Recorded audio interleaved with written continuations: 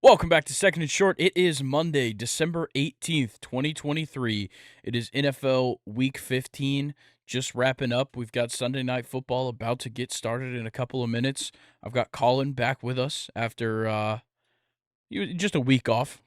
Yeah, just a week off. How was Nashville this It was past good. weekend? Got to experience my first NHL game, Nashville Predators. Took the dub 3-1 over the Caps, and I first NHL game I got to see Ovechkin, who's going That's to go cool. down as one of the greatest Yeah, hockey players of all time. yeah. Sounds like fun. Anything else? Anything else you did Uh in Nashville? yeah, we hit up Broadway a little bit Nice. and got out of there before the Titans game, so Smart. it, Pretty smart. How was the disc golf? Yeah, we definitely brought up the fact that you were skipping the podcast for disc golf last week. Oh, last week that tournament, Yeah, out of 60 teams we came fourth. not bad. Not bad at all. So Not that's my bad. bad. But hey, I listened to it. Luke did a great job. Awesome. Voted Well, great. Colin, before we get into the NFL this week, let's just kind of overarching. A lot of weird things happen. A lot of just strange games. Some players going off that you wouldn't expect. Some players playing like garbage that you would have expected to play well. But overall, a pretty entertaining week. We had the Saturday games, which was nice. 3 standalone games on a Saturday is awesome. So yeah, let's go ahead and get into it, and we'll start with those Saturday games. Let's start with Bengals Vikings. The Bengals win it 27-24 in overtime. Jake Browning putting on another great performance. Yeah, you got Jake Browning versus Nick Mullins. What a, Yeah. what a what a great game you would expect. Where at the beginning of the season, you look at this game, you're like, oh, Kirk Cousins, Joe Burrow, this is about to be an amazing ass game. Either way, it was an amazing ass game. Oh yeah, it was Ty fantastic. Alexander Madison scratched again, so Ty Chandler, takes over as the starter. 23 carries, 132 yards, and a touchdown, which is phenomenal against a pretty good Cincinnati run defense. Yeah. But like the fact that you had like it was 17-3 going into the fourth quarter, and the Bengals just put on a show. T. Higgins with 2 touchdowns in the fourth quarter. Some crazy that catch was insane. That was Catches the ball a yard short, is looking down at the sideline and just reaches the ball over. Like it was ridiculous what he pulled on that play. yeah, just to have the instinct to turn to the backside to reach over, because at that point, all you're thinking about is just catching and securing the ball. Yeah. But just to have that awareness to realize that you had the open space to turn and try to get over that goal line, amazing. Yeah. I feel like I know we probably should have addressed this before we started talking about this game. We're both wearing football jerseys. Colin repping a Washington football team, Terry McLaurin, and I'm recommending a Chicago Bears Nick Foles jersey. Just wanted to go ahead and get that out of the way. Yeah, Grayson, tell him how we got these jerseys. Yeah, they were like $5 on Amazon. You got to look out for the deals. Absolutely. There's a bunch on there. Y'all go Yeah, check it out. they fit big, in case you were wondering. But let's get back to the game. This game was great. It was fun all the way down to the end because, like, Minnesota, like, it looked like they had it in the bag. Nick Mullins was actually not playing all that bad. He actually had a pretty good game. But Ty Chandler coming out of nowhere, having such an amazing game. He looked like every single time they handed him the ball, he was for sure going 5 yards every time. Yeah, he averaged 5.7. Yeah, but like on a long of 30, like he had a couple of runs, of course, where he got stopped short, but it was like he gets the ball and he was just off. Like I don't know why they haven't been utilizing him more this season. He played great. Yeah, very what is it? What's that word? Elusive runner. Yeah. He's quick and speedy, but Yeah. also Jordan Addison taking over this game with 6 receptions, 111 yards, and two Yeah. touchdowns. You got rusty Justin Jefferson coming back, still not 100%, still making an impact on the game. But this was all Jordan Addison. Yeah, and like late into the game and like in overtime, Justin Jefferson was definitely the one getting the looks, but Jordan Addison put him in that position to take such a big lead early in the game. He played fantastic. Overall, this offense was great with Nick Mullins in it. Outside of his 2 interceptions, but they played a fantastic game. The Bengals just kind of outplayed them when it mattered. Yeah, absolutely. And I will say the Bengals did a great job of spreading the ball around the field. I know Jamar Chase goes down with the injury, I think right at the beginning of the fourth quarter, maybe like halfway through the fourth quarter. Um, but T. Higgins steps up late in the game with those 2 touchdowns in the fourth quarter, like we talked about. Tyler Boyd only had 2 receptions, but 53 yards. And like you had an endless list of guys in double-digit receiving yards with at least 2 receptions. Like that's what you want to see, especially considering they're using their backup quarterback. Yeah. Well, when you look at it, this is something that we're not used to seeing with Joe Burrow. You know, Joe Burrow feeds Jamari, feeds T, and he feeds Tyler Boyd. That's really about it. But Yeah. Jake Browning has done an exceptional job spreading the ball out, like you said. Yeah. I really like Tanner Hudson. Yeah, Like he didn't even have like a crazy game or anything, 5 receptions, 49 yards. But he had 5 targets, 5 receptions. Like that's what you want to see. And I guess the same goes for Jamar Chase, 4 targets, 4 receptions. But overall, like this Bengals team looks really good when they're spreading the ball around the field. I think that's something the Vikings struggle with sometimes just because Justin Jefferson's on the field. But when you look at that other sideline, you have Jamar Chase, who played a majority of the game, only getting 4 targets, whereas T. Higgins had 8 targets. Tyler Boyd got 5. Hudson had 5. Like, you got a lot of guys getting targets out there, and it's obviously working. yeah, absolutely. I think for the Bengals, to me, like, Jake Browning can win them football games for sure. The running game is such an issue. Like, Joe Mixon cannot get it going. And I don't know what the deal. Like he didn't really run the ball all that much, and like considering they were down quite a bit late into the game, but like it just does not seem like they have confidence in him anymore. Yeah, it seems he's only effective in the red zone. Yeah, That's about it. Like within the 5 yard line. yeah, and I It's really really like Chase Brown. He is so fast. he's nasty and he's really good in the passing game. Yeah, for sure. But anything else you want to talk about this game before we get to the next? Oh yeah, one thing, Harrison Smith is a dog. Oh yeah, That dude was everywhere. yeah, he had one hell of a game. Um, let's talk Steelers Colts now. Colts 30, Steelers 13. Rough one for old Mitch Trubisky. Oh man, dude. He he Damn. is he sucks. Yeah, 16 for 23, 169, a touchdown, 2 picks, got sacked 3 times. Mason Rudolph ended up coming in the game. That didn't really do anything. The run game sucked. Jalen Warren and Najee were not doing it. And then, Deontay Johnson had a good game, all things considered, 4 receptions, 62 yards, and a touchdown. But only 5 guys got a target in this game for the Steelers.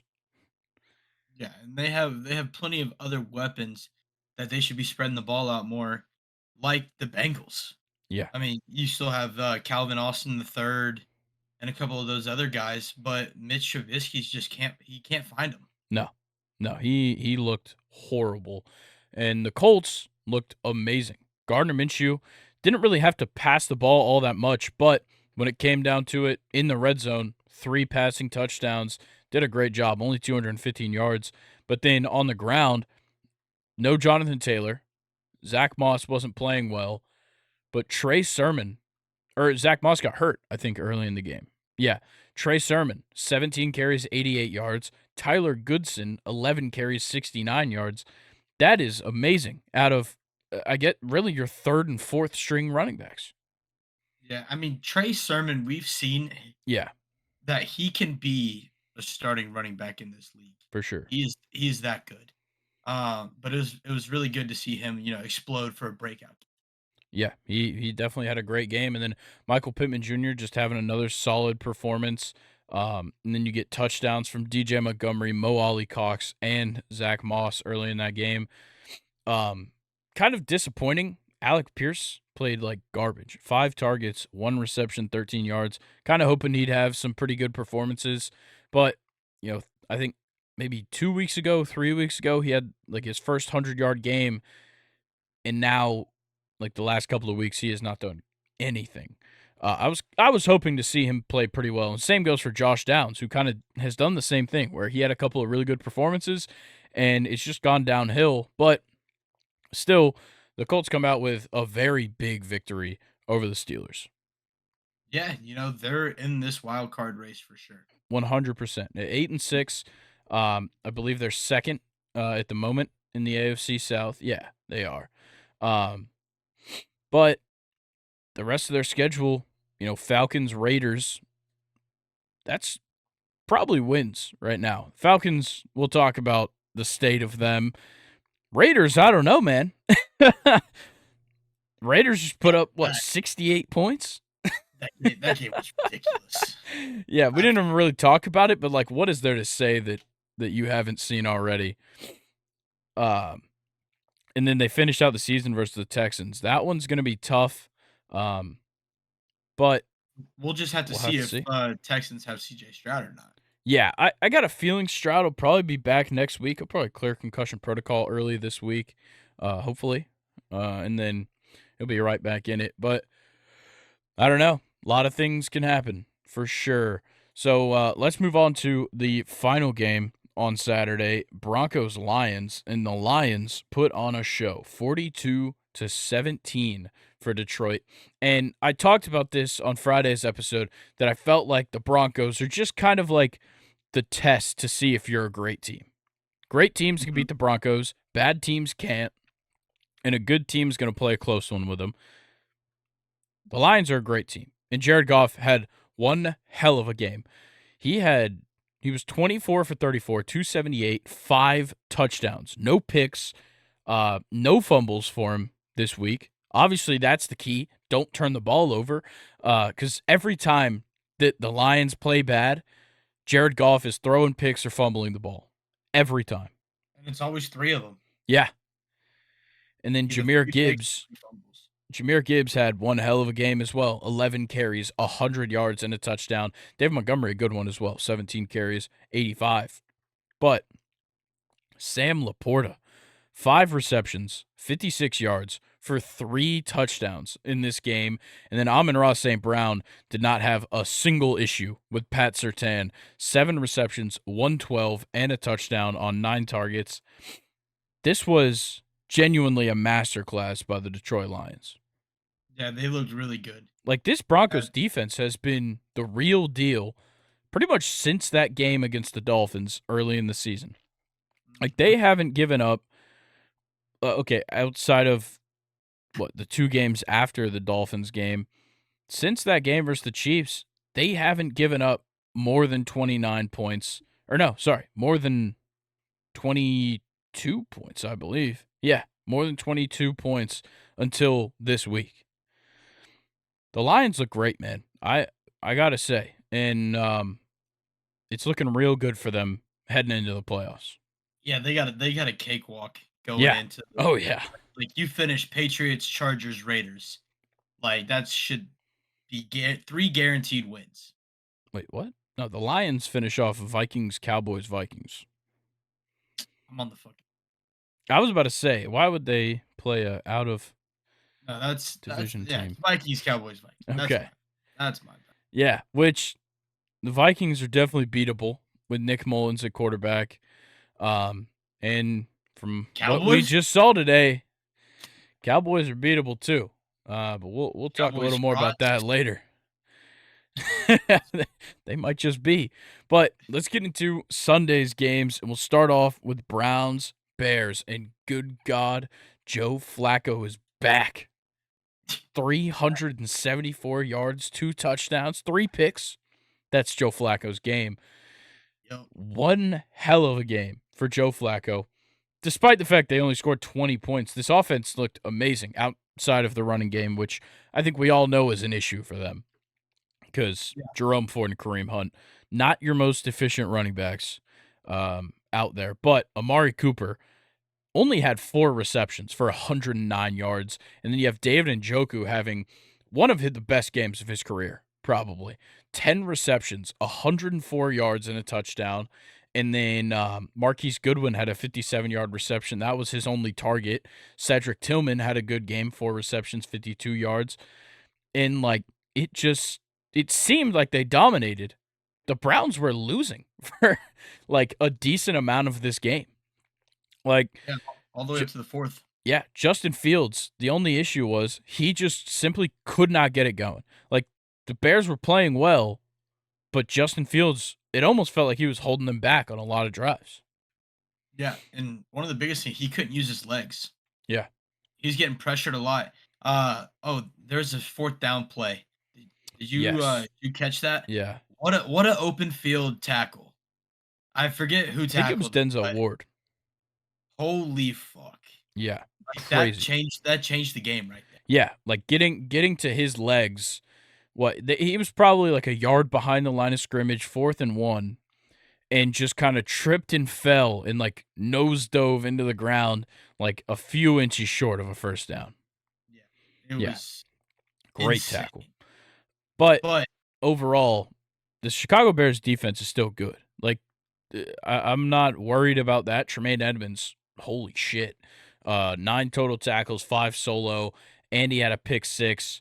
Like, their defense looks great, and you picked off Flacco 3 times. So, there's it's obviously not an issue. You also had picks from Tyreek Stevenson and Eddie Jackson, but they just need to play better offense. And like, yeah, that sounds like I'm simplifying it. I know it's difficult, but this was a bad game for Justin Fields overall. Like, under 50% completion percentage. Like, in no scenario should Justin Fields be throwing 40 passes in a football game. no. And Never. for him to only run the ball 7 times, Yeah. I think is crazy. Yeah, and like considering the fact that they were up for a few drives in the second quarter and they went up by 10 points in the third quarter, why was he passing the ball so much? No idea. Like, they weren't But trying to come back until the very end of this game when the Browns took the lead. do you know Tremaine Edmonds is tied with Fred Warner in interceptions by a linebacker this season? Really? Yeah, I saw that pop up today. I was like, it's interesting. Yeah, it But definitely is. also, it's been like 4 straight weeks without a Miles Garrett sack, Wow. and That's that's crazy. crazy. That's crazy. He had one today, Yeah. but like Justin Fields just got away and threw that dot to Cole Kmet in the end zone. Yeah. Yeah, interesting week for him, but the Browns improved to 9-5. Uh, they create some more separation ahead of obviously the Steelers who lost, and then the Bengals who won, but they still got a game in hand on them. They're only a game behind the Ravens who will play right now. Game actually just started. I think the first play was just run. But yeah, like the Browns have like a real chance to be a good team going into the playoffs. The only issue is, can Flacco limit the turnovers? And because like the defense, I would not be worried about whatsoever. Like, Not at they all. are playing amazing football and they have been really all season. Like, they've stopped some great offenses throughout this season, but it seems like they struggle with the ones that, like, there's a pretty easy way to stop. Like, they lose to the Rams and the Broncos, but like they beat the Ravens and they beat the Jags and the Bears and the 49ers. Like, it's very weird the days they're on and the days they're off, but when they're on, there's not a lot of defenses better than them in the NFL right now. Yeah, and for the Browns, who would have thought they would be who would have thought that they would be 9-5 without Nick Chubb, without Deshaun Watson? Yeah. Like, no, I for sure thought this was another like 3-win season for them. Yeah, it is it's very interesting to see how well the Browns have played. I will say I was pretty high on them going into the year. Just saying. Right. You were high on their defense. Yeah, Their defense carrying them to wins, which is there what have they're been a doing. couple of those. You know? They're definitely doing that. Um, but let's get into the next game. Buccaneers 34, Packers 20. Baker Mayfield, easily the best game he's ever played, I think. Yeah, that's insane. 381 yards, 22 for 28, 4 touchdowns, no picks. Like, holy shit. And like, it wasn't just him. Rashad White had a great game in the run game as well. 21 carries, 89 yards. And then you have Chris Godwin coming out of nowhere and actually playing well for once this season. 10 receptions, 155 yards on 12 targets. So it didn't take him, 16 to 20 targets to get 10 receptions this time. And honestly, kind of a quiet game for Mike Evans, but a pretty pivotal touchdown. Yeah, no, absolutely. Another, I think that's his 11th touchdown this season. Something Yeah, number something like 11. that. I think that's like 10 consecutive seasons Wow. or something like that is what I heard. I forget the exact number, but yeah, dude, he's always good for one touchdown and around 50 to 60 yards minimum. Yep. Besides that one fluke game we saw last week uh, against the Falcons. But yeah, Chris Godwin stepped up today for sure. Yeah, for sure. And on the Packers side, like they didn't play a bad game at all. Jordan Love, 29 for 39, 284, 2 touchdowns, no picks. They couldn't really get the ball rolling in the running game. 13 carries, 53 yards for Aaron Jones, but not much else happening. But Dontavian Wicks went into takeover mode on a couple of drives. 6 receptions, 97 yards for him. You had a touchdown for Tucker Kraft and Jaden Reed, who both had good games in their own right. Like, this offense is still good, even without Christian Watson and without A.J. Dillon. They're still a very good offense. They just simply couldn't keep up with how well the Buccaneers offense was playing. Yeah, like Baker could score at will. Yeah. Is Yeah. basically what we saw. And also Dontavian Wicks didn't touch the ball till the third quarter, by the way. Damn. That's crazy.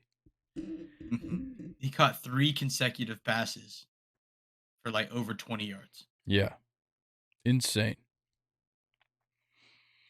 There's not much else to say with this game. Like, great job by the Buccaneers to get the win here. Obviously, this puts the Packers a bit far out for playoff contention, but the Buccaneers sitting in a good spot right now, number 1 in the NFC South, kind of tied with the Saints.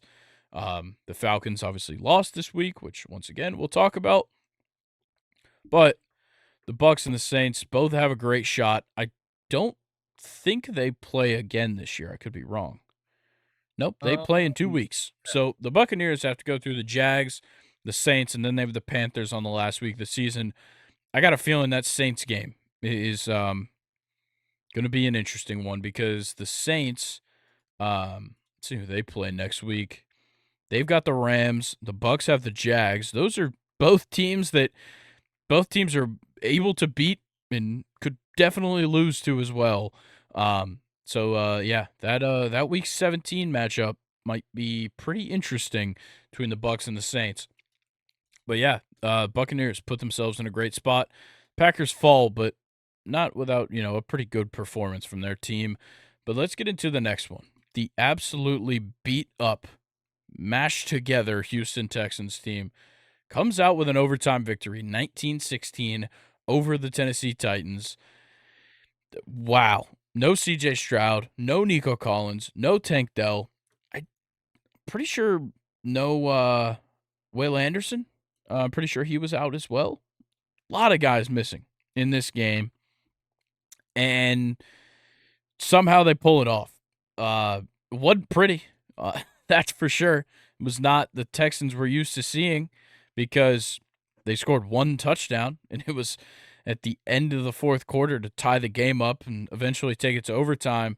But Kyrie Fairburn being back, definitely helping out. Don't have to worry about a backup practice squad kicker or a running back kicking your field goals. You got Kai Fairburn back, and he had a great game kicking those 4 field goals and eventually that game-winning field goal from 54 yards out. But, man, Texas just looked rough. Or not Texas, sorry, Tennessee just kind of looked rough to me. Coming off that win against the Dolphins last week, which was absurd in its own right. Will Levis, horrible, I'd say. I didn't see a lot from him that I was like, wow, that was a good game. Just seemed like when he did throw the ball, he was overthrowing it. He was getting pressured a shitload. He got sacked 7 times for 61 yards in this game. Didn't break 200 passing yards. Had a pick. Rough one. But if we're going to talk about rough games, Derrick Henry was absolutely garbage. 16 carries for 9 yards. Yeah, it's don't forget 4 receptions for 1 yard. Yeah, well, he had a long of 6 in the run game, and he had 9 yards. Like, That's horrible. he's so done. Yeah, like, nah, Tajay Spears is taking over this running back room next year. And he didn't even have that good of a game. No, he didn't, But the but, Texans' I mean, defensive line was great. I'll give him yeah, that. Traylon Burks did have a pretty good game. 3 receptions, 62 yards. He made a lot of tough catches. That one that got him all the way down to the 1-yard line was huge that eventually Will Levis ran in himself. But, yeah, just an interesting game. Like, DeAndre Hopkins had 9 targets, 2 receptions. And from watching this game, I know that almost none of those were drops. So that one's yeah. on Levis. Yeah, and the thing is, like, the first quarter, Will Levis looked great, if I'm being honest. Yeah, Like, he was driving down the field with ease, and then Houston just locked in, and then absolutely made his life a living hell. yeah. But on the defensive side, Jonathan Grenard continues to be so good this season. Another 2.5 sacks this week. I believe that puts him at 10.5 on the season, maybe a few more than that. And then like Malik Collins was all over Will Levis. I think he had a sack and a half in this game. Yep. And then Derek Barnett as well getting a sack. Desmond King had a sack. Khalil Davis had a sack. Like, this defense looked fantastic, and it's nice to see when so many of your offensive stars are out. Yeah, everybody on that defensive line was eating for Yeah. Houston. Like, it's like Oprah, you get a sack, you get a sack, like, everybody. Yo. Free access What? to Will Levis. Yo. What's You up? you just kept saying you get a sack, and then free access to Will Levis? Yeah, I don't I'm calling a flag on the play. you just got a dirty mind, bro. All right, man. You know what's dirtier? Losing to the Dolphins 30-0. That's what the New York Yeah. Jets did today. Yeah, brutal one for the New York Jets. You had Zach Wilson go out with a concussion.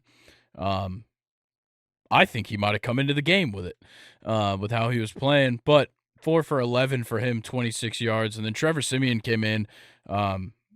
He probably wishes he had a concussion or some kind of excuse. 14 for 26, 110 yards, 2 picks. Just bad. Really, really bad. The Dolphins, not bad. Tua had a good game. Raheem Mostert had 2 touchdowns. That's what I'll say about Raheem Mostert's performance. And Jalen Waddle, in the absence of Tyreek Hill, had one hell of a game, despite getting pretty beat up in that first quarter. Like, very early in the game, got pretty beat up. But 9 targets, 8 receptions, 142 and a touchdown is amazing. He single-handedly carried this offense. Yeah, bro. Like, and he had Sauce on him too. Yeah. Like, is Sauce Gardner a fraud this season? Nah. Nah, I think it's just that, like, the first season people just couldn't figure him out. Now a lot of people, like, this is the 4th time Sauce Gardner has played the Dolphins. Yeah, and also when you look at it, the Jets defense is on the field for like 85%. Yeah, exactly. They're on the field so goddamn much you can't, like, they're not just going to avoid Sauce Gardner anymore. Yeah, Because he's probably exhausted. But, like, Miami was firing on all cylinders. Obviously, they shut him out and they put up 30 on the defense. Bradley Chubb had 3 sacks. That's bro. insane. This Miami defense was disgusting to me. Yeah. And then you had Duke Riley, who was just an absolute bust of a player. Now playing well, I guess. Absolute bust Yeah, with the Falcons. and you had Brandon Jones, 2 picks. Yep. Both picks he secured. Jalen Ramsey, they didn't really look his way. He didn't even record Fair enough. a tackle. I'm going to be honest. If I'm the coach and I know that Zach Wilson and Trevor Siemian are playing quarterback for me, I'm not throwing the ball probably at all. But they threw the ball because Breece Hall had 6 carries. Izzy Abanikanda had 4 carries. Dalvin Cook had 1. Like, why can't they run the ball? I need to figure this out. I get that their offensive line isn't, like, amazing, but, like, you have guys that can make a difference in the running game, and you just simply don't use them. Yeah, I have no idea. The Jets offense is just so bad Yeah. right now. Like Zach Wilson's gone. Trevor Simeon doesn't need to be in the league anymore. Like Jets should have went out and got Joe Flacco before the Browns. Yeah. Honestly, like they had all the time in the world to do it. I agree. For sure. But let's go ahead and move on. That game, not too much else to talk about. And let's talk about Chiefs Patriots. The Chiefs take it 27-17. Very similar to what I predicted this weekend. I don't remember what score I said, but I said that the Chiefs weren't going to play well, but it's the Patriots, so they'd win by, 2 scores or more, and that's exactly what happened. Patrick Mahomes had a great game despite the 2 interceptions, 27 for 37, 305, 2 touchdowns, 2 interceptions. I will give the Patriots this. They put a lot of pressure on Pat Mahomes this week, and that's something that he has really had an issue with all year, is when he's got people in his face this year, he is not passing the ball well. They slowed him down a little bit, but 305 is 305. You had no Isaiah Pacheco in this game, so Clyde Edwards-Helaire and Jerick McKinnon were getting the snaps, and neither of them really producing anything in the run game, but Rashee Rice having one of his better games this season, 9 receptions, 91 yards, and a touchdown on 9 targets was great. Travis Kelce, though, got pretty shut down. 5 receptions, 28 yards is just simply not Travis Kelce that we know. Yeah. Also, I'm surprised you didn't talk about a single drop that the Kansas City Chiefs wide receivers had. Travis Yeah. Kelce drops one in the end zone. Kadarius Tony, I feel like we talk about him every week. Yeah, we can't Another stop. We literally cannot stop talking about Kadarius Toney dropping the football. another one like literally hit his hands, popped up, easy pick. Yeah. Like nothing. Pat Mahomes literally hit him perfectly in stride. Yeah, it was pretty bad. I Yeah, no, dude. I will say. And Mahomes is getting he was fired up after that too. Like he avoided fucking Kadarius Tony for the rest of the game. I don't Like blame him. after the game on the sideline, everything like that. Kelsey showing some leadership going over there, making sure he's all right, but Mahomes is tired of it. Yeah. You can easily tell. Yeah. And for the Patriots, what is there to say, man? Kevin Harris had a rushing touchdown. Hunter Henry, Yeah. great game. Demario Douglas, I think, got all 3 receptions on the same drive in order and did nothing else for the rest of the game. Zeke sucks Yeah. still. He, In case you forgot because of last week, he still sucks. yeah, man. This game was pretty boring. Yeah, it was. I I had it I on the TV and it sucked. I did like the Jerick McKinnon touchdown pass to Rashee Rice. I True. did think that was pretty sick. That was definitely sick. But let's move on to the next one. Saints 24, Giants 6. Tommy DeVito has lost the magic. Is that fair to say? Well, he got beat up today. Yeah. Oh yeah. Yeah. Like it was bad. It was pretty brutal. But yeah, New Orleans just kind of went in there and did their job. Derek Carr, as per usual, under 225 passing yards, but he had 3 touchdowns. Made Alvin Kamara do all the hard work, getting him down the field, 16 carries, 66 yards for him. And yeah, Kamara also catching the ball quite a bit. 5 receptions, 44 yards. They spread the ball out pretty well. Both teams did, really. But let's be honest. There's nothing to talk about here but Jimmy Graham. 3 straight weeks with a touchdown. He's got 8 receptions on the year for 4 touchdowns. It's ridiculous. He's a monster. He is. In the fact that he's even still in the NFL is crazy, but he's also catching touchdowns. It's like It's they only use him in insane. the red zone. Yeah. He has 39 receiving yards this year. That's insane. Hey, good for him. You know, Yeah. Shout still out. getting that bag. Did better than Taysom Hill today. That guy was a mess. Fuck off. But yeah, look, the Giants still suck. That's not going to change. Saquon Barkley stunk it up in this game. 9 carries, 14 yards. Um, he couldn't get past Brian Brees, man. Brian Yeah. Brees was a fucking stone wall Yeah, today. and then Brian Brees sacked Tommy DeVito and did the Italian thing, the hand. It was great. What a guy. Yeah, I'll give him his props. That was pretty nice. Um, yeah, there's not much else to say about this one. Randy Bullock hit a 56-yarder on like the first drive of the game and like pulled his hamstring, and it forced Jamie Gillen to the punter to kick field goals, which he kicked a field goal and he made it from 40. Pretty good. Yeah, that's so tough. Go out there, kick a 56-yarder and hurt yourself. I think he didn't even hurt himself on the field goal. He hurt himself on the kickoff, I'm pretty sure, Damn, which is that's even worse. I'm about to say, like, you're feeling good, you just Yeah, nailed a 56-yarder, go to just, something you do literally like easily, 5 times a game. just snap. Yeah, it is it's brutal.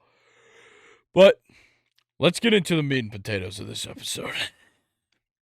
Panthers 9, Falcons 7. All right. Yeah, I don't blame you for taking the headphones off. Nobody wants to witness this. This is sad. You know what?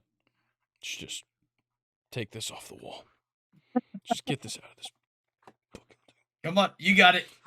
There You we go. got it. Let's just get rid of that. Yeah. Let's get rid of it. Don't need it.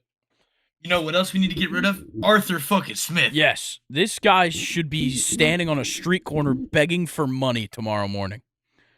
If he has a job tomorrow, I will lose my fucking mind. Yeah, like, Chargers just went ahead and got rid of Staley. Yeah. We Arthur need to be Smith in that same direction. literally cannot coach a team. Like, our defense is so fucking good. Ryan Nielsen is an amazing defensive coordinator. And it's Mhm. completely wasted by Arthur Smith and Dave Ragone, or whatever the fuck his name is, the offensive coordinator. Both of them just simply have an inability to coach a team. I genuinely don't understand it. Like, this Falcons team could have won this division. Am I saying we're going to win the Super Bowl? Fuck no. We were never going to get past the first round because we would have ended up playing the Cowboys or the Eagles, and that would have fucked us. We would have lost there. But you can beat the 1-12 Carolina Panthers. And you can win the worst division in the NFL. Yeah. You literally have a great chance to do it. And you have great players on this team. Desmond Ridder is not one of them. 152, 1 touchdown, 1 interception. But Bijan Robinson got 7 carries for 11 yards and he fumbled. That was fucking horrible. Tyler Algier actually had an okay game. 14 carries, 45 yards isn't horrible. But if you just had a fucking competent quarterback and maybe you told the guys to hold on to the fucking ball, we'd have been okay. Like, I said on Friday, I'm not worried about the Panthers. I'm still not worried about the Panthers. They only scored 9 points. I'm more worried about the Falcons. Like, that's what it's come to. And, like, the Panthers literally did not play well. Chuba Hubbard had a pretty good game, 87 yards on the ground. But, like, Bryce Young, 167 passing yards. Better than Desmond Ridder. Yeah. But it's still not good. It's not hard to be better than Desmond Ridder. Yo, Bryce Young better than Desmond Ridder? I think I could have said that when Bryce Young was still in college. Put put Bryce Young behind Atlanta's O-line. Yeah. But then again, I guess Desmond Ridder does have an issue with beating Bryce Young. Not very good at it. Last time I checked. Yeah, last time his score was a little bit different. That's true. If I But had to say. Bryce was still on top. But, like, there's not a world where you should be losing a game where you give up 9 points. Yeah. And also CP. What are we doing, man? 5 carries, -2 yards. Yeah, but he got a touchdown off of that weird fucking play that they ran that it worked. It got us a touchdown. Thank God for Jonnu Smith getting us all the way down the field. Yeah, like what's up with the passing game? Like, Yeah, Desmond Ridder is what's up with the passing game. Bijan 1 reception, Kyle Pitts, 3 receptions. Drake It's London okay. only had 3 targets. Yeah. Kyle Pitts had 4, and he had the Like, most. did they not see that catch against Tampa Bay last week? I guess not. But Feed him the ball. I think for us moving forward with this season, I think the only conversation should be who's going to be our head coach next year. Arthur Smith, in my mind right now, Arthur Smith is fired.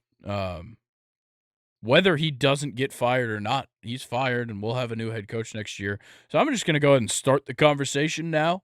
Um, I don't know what is best for us, if we should go offensive minded or if we should go defensive. Offensive, if we're going offensive, I want Ben Johnson from the Lions or Frank Smith, the offensive coordinator for the Dolphins.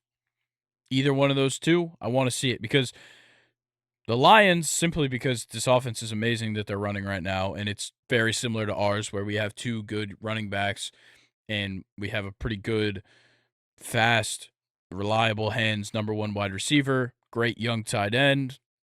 Lines up similarly. We just need the quarterback.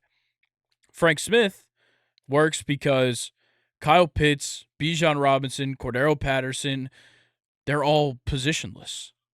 These guys can do whatever they need. That's exactly what Frank Smith has done with the Dolphins, is kind of revolutionize this positionless offense.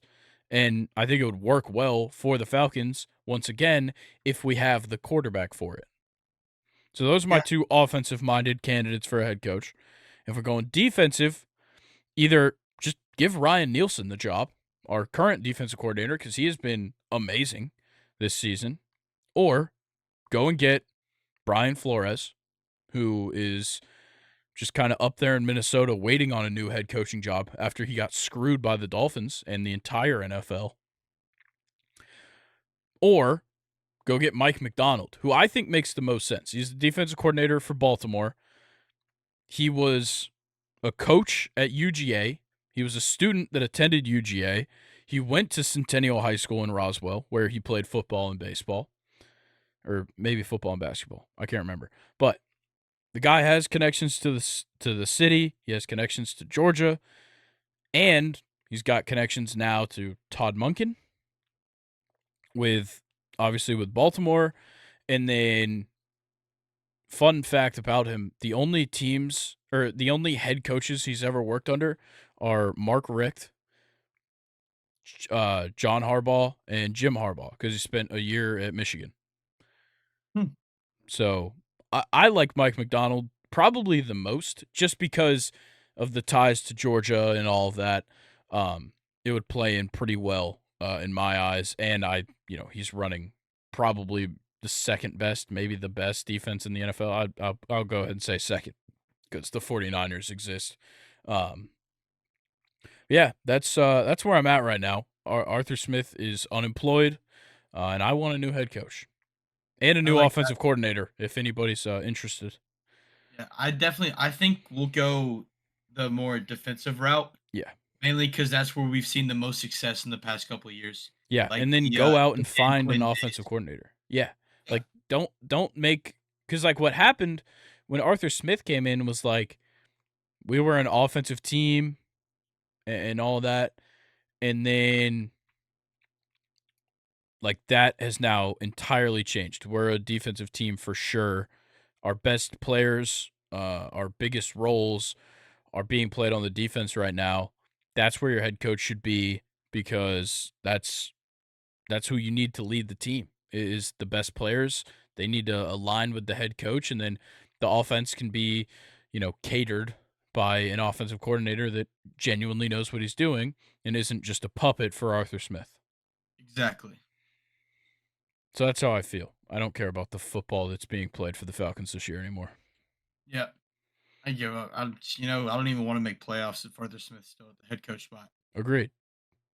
Even if we were to win and like get to the wild card, we're gonna lose anyway, because Arthur Smith is our head coach and Yeah, Desmond Ritter is our quarterback.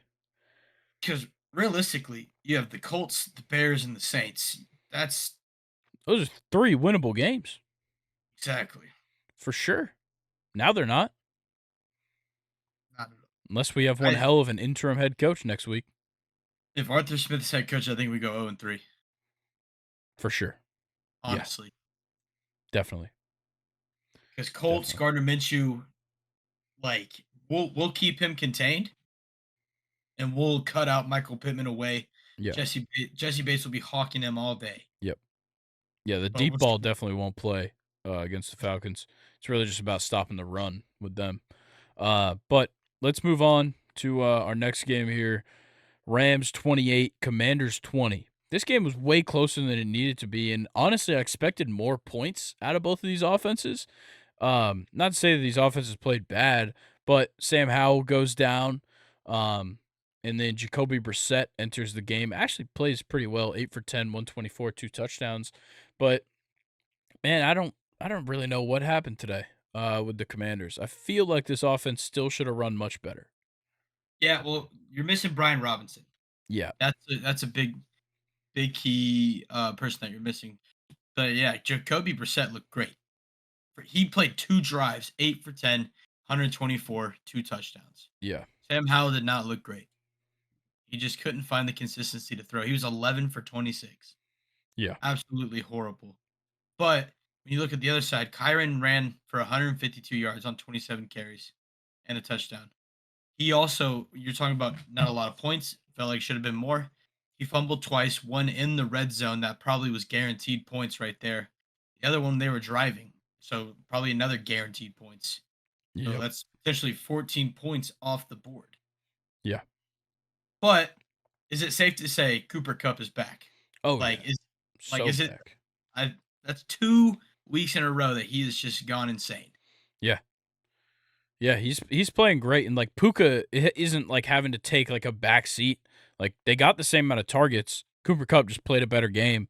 Puka didn't play bad. 5 receptions, 50 yards. Definitely not bad. Um, but yeah, I think this Rams offense definitely has some legs to it. Just like this defense kind of struggles in some places where they really shouldn't. Um, and I think part of that just comes from the fact that the defensive line is good. Of course, Aaron Donald is there. Um, and like Ernest Jones is a good linebacker. It just doesn't seem like there's enough firepower in the secondary. Obviously, you lose Jalen Ramsey in the offseason. Um, but yeah, I feel like they need to go out and find guys for that now if they want to win. Yeah, I mean, there's some Obviously, they good can't do it now. I mean, next year if they want yeah, to win. there's some good secondary pieces I think they should go after in the draft. Yeah, that too. Cooper DeJean being one of them. Yeah, because did the Rams have a first round pick this year? I think they still do. I don't think they traded away. Because I know last year's went to the Lions. I don't remember. Yeah, I think this year they should have it. All right, we'll figure it out. But they should have first round pick. If I will figure it out, that Yeah, they means do. Grayson's going to look right now. Yeah, they've got him. They got one first rounder, one second, third, fourth, fifth. They got three sixths, I think. Or they have a sixth from Denver, and then they're projected 2 compensatory picks in the sixth and 2 compensatory picks in the seventh. I think within the first 5 rounds, they need to get 2 secondary pieces at Yeah, least. there is some very good defensive backs, so it'll be interesting to see. I definitely agree. I think they will go after one in the draft, but not really all that much here else to talk about with this one. It was a good win for the Rams, kind of fending off the late push from Washington, but they still get it done. One more thing. Let's yeah, One more thing. Also, Kyron Williams before this game, 204 rush attempts in his career, straight without a fumble, and then he has 2. This is yeah, it's tough. crazy thing to look at. That is a real tough one to see. But let's get into the next one. If you're from Arizona, this was a tough one to see. 49ers 45, Cardinals 29. And I will say, give it up for the Cardinals putting up 29 points, scoring on the opening drive. Like Never they would have look thought. yeah, never thought this offense was going to look that good. It did. Problem is, the 49ers are way better and Christian McCaffrey is just Whew. fucking ungodly. like 18 carries, 115 and a touchdown. But he also led in receiving yards and receptions. 5 receptions, 72 yards, 2 touchdowns. Debo had 2 more touchdowns. That guy's on the streak of a lifetime. Kittle had a good game. Probably the most quiet Ayuk has been in weeks. Brock Purdy really didn't have to throw the ball all that much.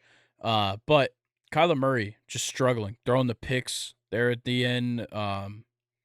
Just a bad one. A great one, though, for Javarius Ward getting both of those picks, one of them being a pick six. Um, yeah, one hell of a game for him. And then you've got Fred Warner getting half a sack in this game, and obviously, as he does, leading in tackles. Javon Kinlaw getting a sack, Chase Young splitting one, Nick Bosa getting a sack. Really his only action of the game. Bosa got pretty shut down by the Cardinals. But overall, Trey McBride played well for the Cardinals. James Conner played well. Amari DiMarcado played well as well. It's just not enough. 49ers are too good. Yeah. All right. So 2 things here. Kyler Murray, whenever he is pressured, he just throws the ball up in Yeah, the air it's and bad. does not know where it's going. Really bad. Like the amount of times he was just like leaning on his back foot, about to fall over, just throws it up. Like that last touchdown pass he threw, luckiest shit I've ever seen. Oh, yeah, it was Like definitely. what?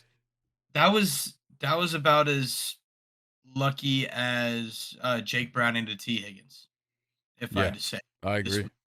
Um, but no, and also if you have a team where Christian McCaffrey and Debo Samuel are on the same team, that's unfair. True. And then you Like, add in Brandon Ayuk, George Kittle. It's yeah, more it's unfair. it's like what the fuck. And then okay, cool, they're off the field. Let's bring their defense out on the field. Yeah, Like, come on. Right it's now, it's they're my insane favorites to win the whole thing. They're for the sure. way they are playing right now. Yeah, Granted, Brock Purdy got beat up pretty definitely. bad today. And I know 49ers holding their breath because he came off the field for a little bit, but then he was back. So Yeah, I got a feeling he'll be all right. But who do um, they finish out with? so Oh, they got the they remainder of their schedule, they not got bad. Ravens. Yeah, Ravens next week. that's a Super Bowl preview. I was about to say I'm that's I'm gonna go ahead and say that. That's Super Bowl preview. Ravens 49ers on Christmas too. That's gonna be a fucking great game to watch. yes, sir. Programming reminder, in case you were wondering, we are recording on Christmas Eve. There will be an episode on Christmas Day. Second and short stops for nobody. Um, so, well, obviously, okay, you won't hear about the Ravens game then. Still, but second and short stops for no one. There will be an episode that day. Yeah. So they go Ravens, Commanders, Rams. Obviously, Commanders, Rams should be a win for this 49ers team. Rams is going to be an interesting game. It Honestly, will. I I agree. think it's going to be if I just the think card. that the 49ers defense is good enough to stop them. Yeah, well, here's the thing: if the Cardinals can put up 29, Matthew Stafford, Cooper Cup, a little bit better. I think part of this was a matter Play. of just like they're game planning for the Ravens.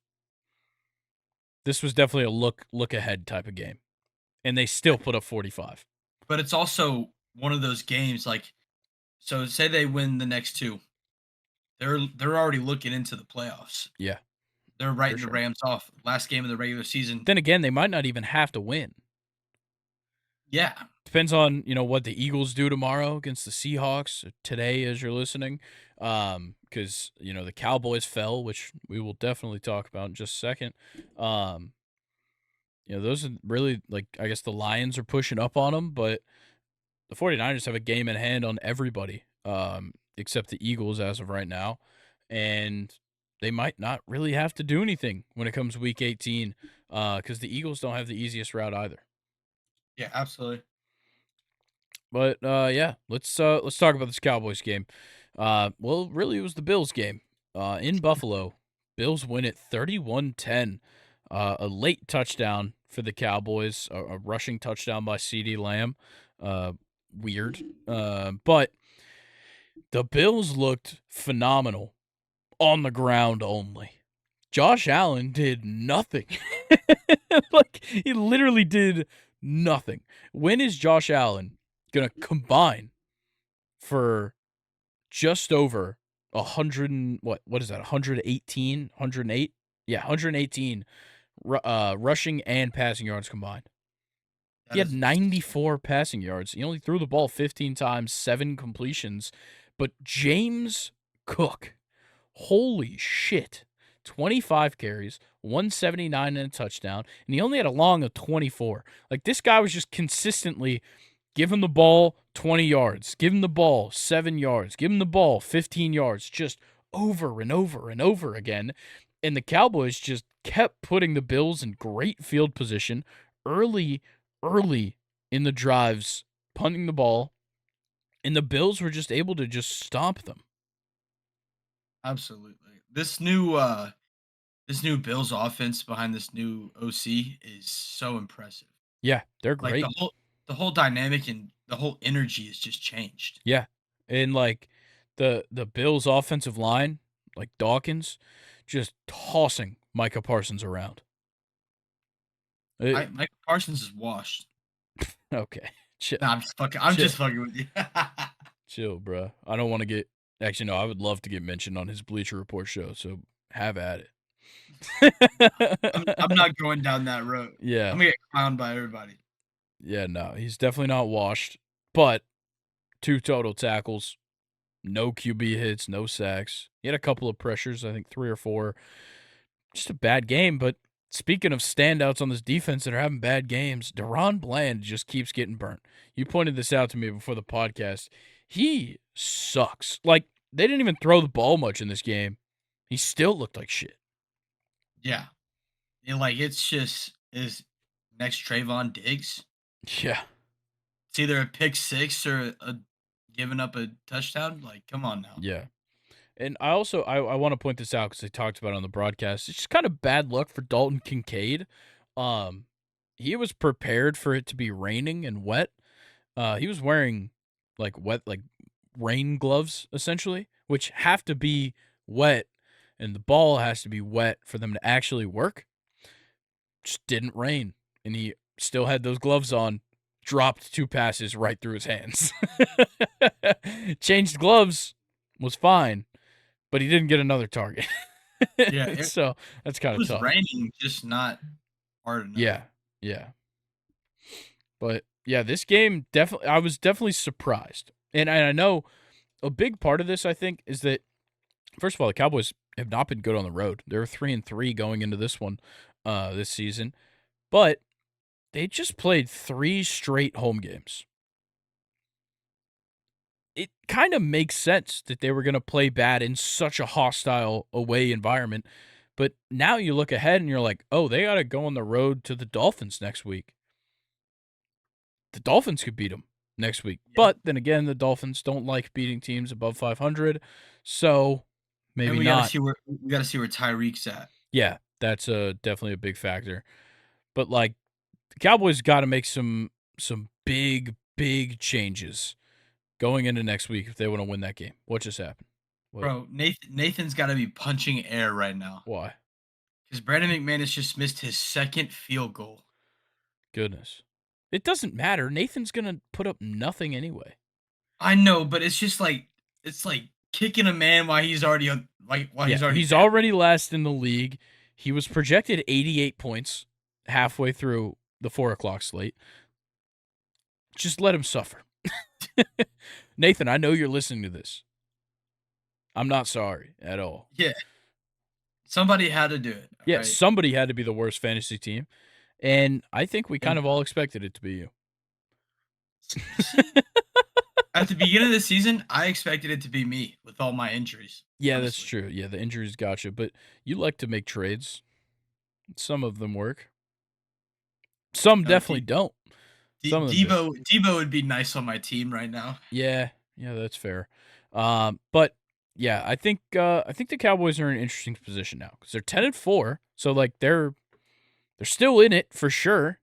Problem is that one of the other teams that's in it is in their division and might win on Monday night to take back the division lead. Because like last week we're talking about Cowboys Eagles, like this is this wins the division, and all of a sudden You get the rug pulled out from under you. So props to the Bills though, kind of turning things around. Now they're 8-6. They can make the playoffs too. Yeah, they're definitely making a push. Who do they Bills, who they in with? The Yeah, they Chargers, end. Yeah, Chargers, Patriots, Dolphins. Chargers, Patriots wins. Dubs. Dolphins to end the season in Miami is gonna Yeah. be interesting. The thing 'Cause is if you're at 10 wins in the AFC, you might have to get that 11th. yeah, they already beat the Dolphins once, 48-20. Yeah. So like right now in the AFC, the Bills come in at 9 right now. So they're on the outside looking in because the Texans win the tiebreak over Buffalo based on best win percentage in conference games. Absurd tiebreaker. Um and so they would have to jump the Texans and the Colts to get in. Oh, I guess Texans and or whatever the Bengals, who are all 8-6, as well, that all have the tiebreakers over Buffalo, due to the win percentage in conference games, and then the Bengals have the head to head over the Bills. But yeah, they are certainly in the running. They definitely have a chance to make something happen, and then again, they could catch the Dolphins. I know they just played a really great game, but they could lose to the Cowboys. Like the Dolphins have the hardest 3 to finish: Cowboys, Ravens, Bills, and you're at the Ravens. The Bills could literally pass the Dolphins on the final game of the season. So we'll have to see what happens. But for now, let's talk about what's happening right now as we Absolutely speak. nothing. Yeah, nothing. It is a couple minutes into the second quarter. The Ravens are moving down the field. There's a field goal on the board for Baltimore. Justin Tucker from 43 yards out. But yeah, nothing else. Oh, that was a Like we said before, Brandon McManus 0 for 2 on field goals on the night. yeah. Granted, I think they were both like over 50 yards. So That's tough. also, I know we already can we talk about how cheap tickets were to Carolina Atlanta games? Yeah, You could 45 cents. what? Yeah. That is insane. Yeah, that's did you see how That's bad. empty that stadium was? Yeah, I It saw was something raining that up there, like nobody wanted to go to that game. I saw there was like something like under like 200 people were in it. It looked like it, dude. I saw pick from Lamar Jackson. Who'd that go to? Number 2. Don't know who that is. Rayshawn Jenkins. All right. Well, turnover alert. Lamar Jackson throws a pick. Maybe I do Bro, have a chance to win in fantasy. let's get Zay Flowers involved. What? Let's get Zay Flowers involved. How about that? How about they just give the ball to Gus Edwards and Keaton Mitchell for the rest of the game so that Lamar Jackson cannot put up points? And then Jake Elliott can win me fantasy by putting up like 25. Is that how much you're down by right now? Probably like 30. It's 126 to 112. Oh, okay. So yeah, I need Lamar and Isaiah Likely to do nothing for the rest of the game. Bro, if that's the case and Jake Elliott wins you this game, I'm going to be the problem is that if I'm down by 14 points at the end of this game, then I should have just started Matt Gay because he put up 14 and a half in our league. or just start Brock Purdy, honestly. Yeah, I could have just started Brock Purdy. All of this would be avoided. But, sometimes you just forget to make fantasy lineup changes because I 100% knew the Cowboys were not going to have a great game in Buffalo. And I also knew that Brock Purdy was playing against the Cardinals. Nonetheless, we got Monday Night Football tomorrow. Great matchup, Eagles-Seahawks. The Eagles have to just shit stomp them, and I don't think they will, just because it's in Seattle. I think it's going to be a one-score game. Yeah, which kind of it seems surprising considering the Seahawks are 6-7, but like the Seahawks can play well and they can definitely play bad. They're on a 4-game losing streak, so that certainly doesn't help their odds. Do Gotta we end know, at some is point. Geno back? I think He's I think he is questionable. back. He's questionable, but he should be back from what I've been seeing. Okay, so Uh, apparently they said today on NFL Sunday on Fox, he is facing an uphill battle to play. It's not a great sign. let's just say he doesn't. Let's say Was he it doesn't play. Drew Lock? Drew Lock's not winning a game, that's for sure. He didn't look bad his last game. Yeah, but the Eagles will be able to take advantage of him. The only thing is that the Eagles secondary sucks. Exactly. So You got considering DK how Metcalf. good, yeah, DK Metcalf, Tyler Lockett, JSN, I think JSN's hurt. Um, Jake Bobo. Owen Um, Charbonnet in the passing game, and Kenneth Walker, I think, is fully back this week. okay. So yeah, maybe. But I think Philly's gonna win. Um, yeah, I made a prediction on Friday. I don't know what I said, but um I think it's gonna Jason's be healthy, by the way. what? Jason's healthy. Oh, he is? Okay. Um I'm gonna just I don't like I said, I don't remember what I said my prediction was for this game. I'm just gonna make a new one. I'm gonna go Eagles 27, Seahawks 20. Okay, I got 35-28. Okay. High scoring. Yep. I like it. All right, you ready to talk about some MLB offseason news? Because quite a bit Dude, has gone down since you were last on the pod. and I know, and Luke took over on the perfect episode to talk about Shohei Ohtani, Yeah, and I was so pissed. yeah, it was. It couldn't have been better timing. For you to not be here, it's crazy that happened. I will say. But Oh we have man. some fun deals to talk about Oh, for absolutely. sure, and we'll start off with one that I'm very excited about. Jung Hoo Lee signs a 6-year, $113 million deal with the San Francisco Giants. That's a phenomenal pickup for the Yes, it Giants. is. They addressed the outfield with a KBO Gold Glove winning center fielder who is amazing at defense, and he's a great hitter as well. This guy should be amazing. Obviously, you never know because there's plenty of guys that have come from Japan and Korea that simply aren't that good. I think he's going to be good. I think, obviously defense translates for sure. Even if hitting ability doesn't, defense definitely translates. Ask Hyun Kim, who played in the KBO, his defense translated. Um, so, yeah, I'm excited to watch him play. I think that's a great deal as well. 6 years, 113 million. Getting a guy for 6 years in his first 6 years in the MLB with your organization, is definitely a good look. So I'm very excited for that one. Yeah, absolutely. I think it's going to be a phenomenal. This next thing really got me going. I as soon as I saw it, I text you. I'm like, Yeah. what? Well, okay, so me and Luke kind of talked about it because it happened on the podcast when we were recording on Thursday. Tyler Glasnow and Manuel Margot got traded to the Dodgers for Ryan Pepio and Johnny DeLuca, and then Tyler Glasnow the next day signs a 5-year, $136.5 million extension.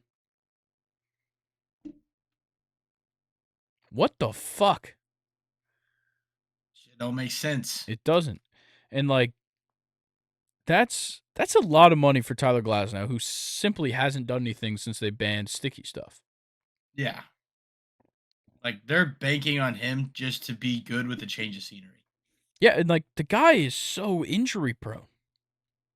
hmm To an already injury prone rotation. Yeah, Like it's yeah. it's very interesting. Like Very interesting. I still think they need more starting pitching. I'd love Yeah, for them to not get it, but they definitely I, are li- going to keep looking. I like Manuel Margot though. I do Like as well. Just he's a adding a great. adding a good defensive outfielder with a decent bat. You know who he reminds me of that on the Dodgers? Who who is this Chris Taylor. comparison? Chris Taylor. Oh, okay. I thought you were going to go somewhere just like way different, No, like I like he Andre reminds. Ethier or something. No, his defense I sucked. know. I thought you were just gonna pull a random Dodger, but no, Chris Taylor makes sense. Yeah, he reminds me of Trace Thompson. Yeah, that's Hold on. is that the comparison you wanted? I gotta think of a better one. You know he signed. He just signed with the Mets. Trace Thompson? Yeah, Who cares, bro? Mets making moves. Oh shit. They're gonna win the World Series. They better practice their celebration at spring training again.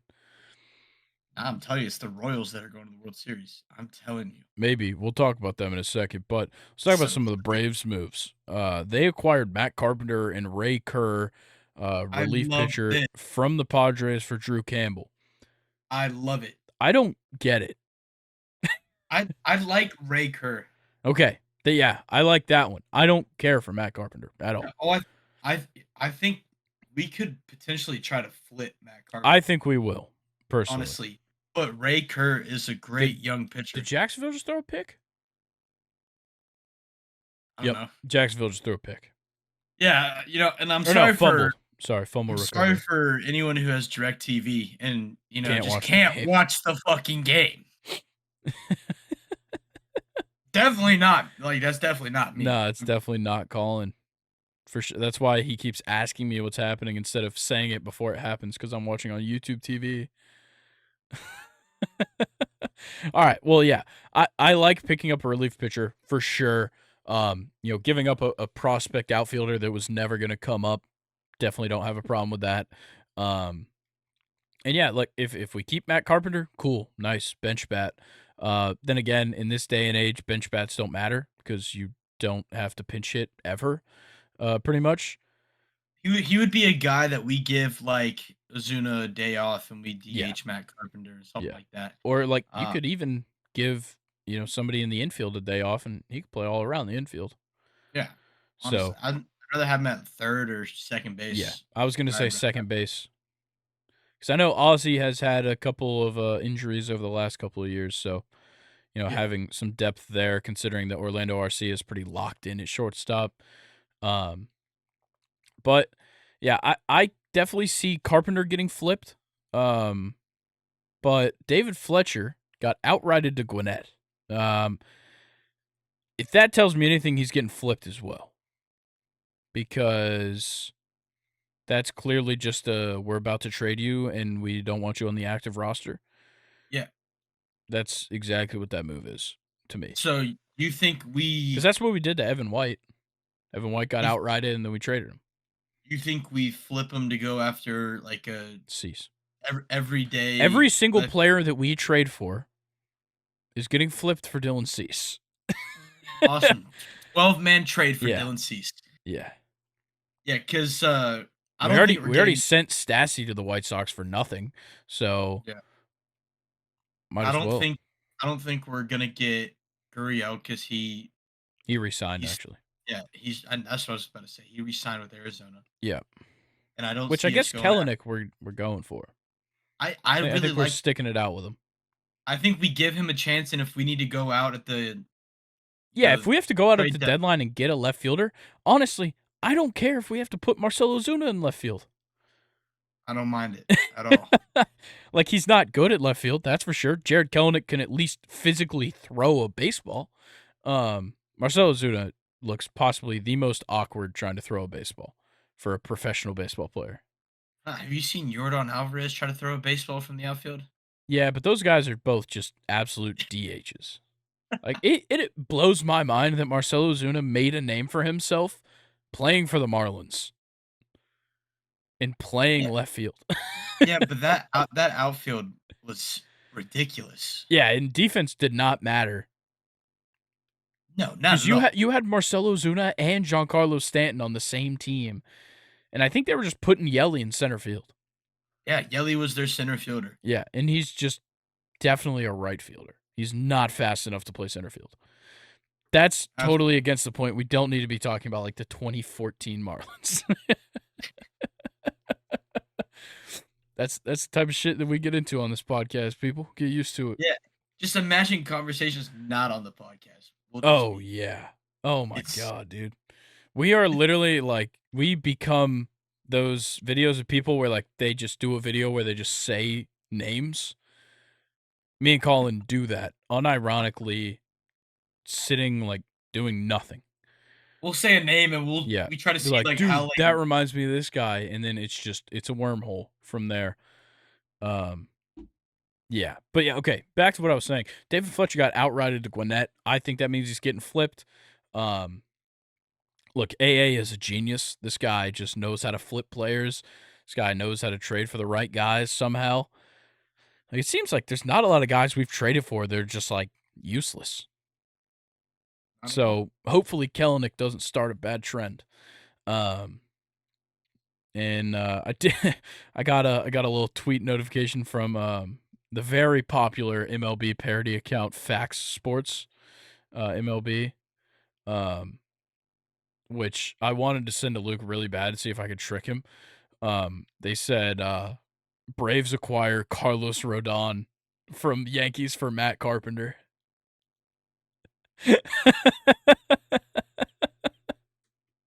Oh, dude, I can only imagine his Oh reaction my to that. God, he would have been happy but mad. He would have felt every emotion at the same time. That would But have been fucking horrible. since you brought it up, Lourdes Gurriel staying in Arizona, we'll go ahead and talk about it. 3 years, $42 million.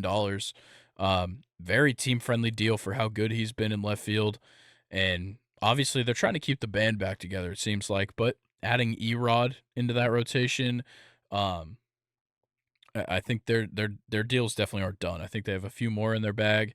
They want to run it back, and I think they can with this Yeah, lineup. no. Honestly, I think yeah, coming so close, Gurriel, he wants another shot. Yeah, I don't blame him. They're building something special over there in Arizona. Yeah, and I don't blame him for wanting to be a part of it instead of just jumping ship like many people would to just go try and win a World Series. Um, Yeah. Definitely don't blame him for it. But let's move on to the next thing. The Giants still showing interest in Yamamoto, still showing interest in Imanaga. Um, I would love for them to pick up both of them, honestly, just because that means the Dodgers won't, and it won't means the Mets won't, and the Yankees won't. That's the big deal to me. Yeah. I can't have those three teams signing great players, but I do want to talk about something that I did not put on the prep sheet. Something very underrated, possibly, because we talked about how Yamamoto said he wants to play with fellow Japanese players.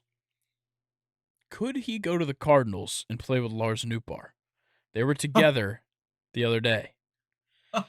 Bro, I didn't even think about Yeah, that. yeah, Yo, Lars is doing some heavy recruiting yeah. right now. I believe Yoshinobu Yamamoto posted him on his Instagram story of them together. Oh shit. I don't know where they were. I don't think Pretty it's gonna sure happen. pretty sure Yamamoto's in California right now.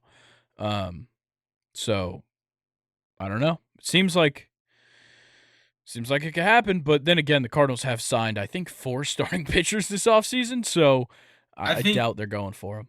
I think Yamamoto is gonna go to the Giants, Yeah. and that lefty's going to the Red Sox. It's gonna be one or the other. One and Okay. one Yeah. is the way I see Well, it.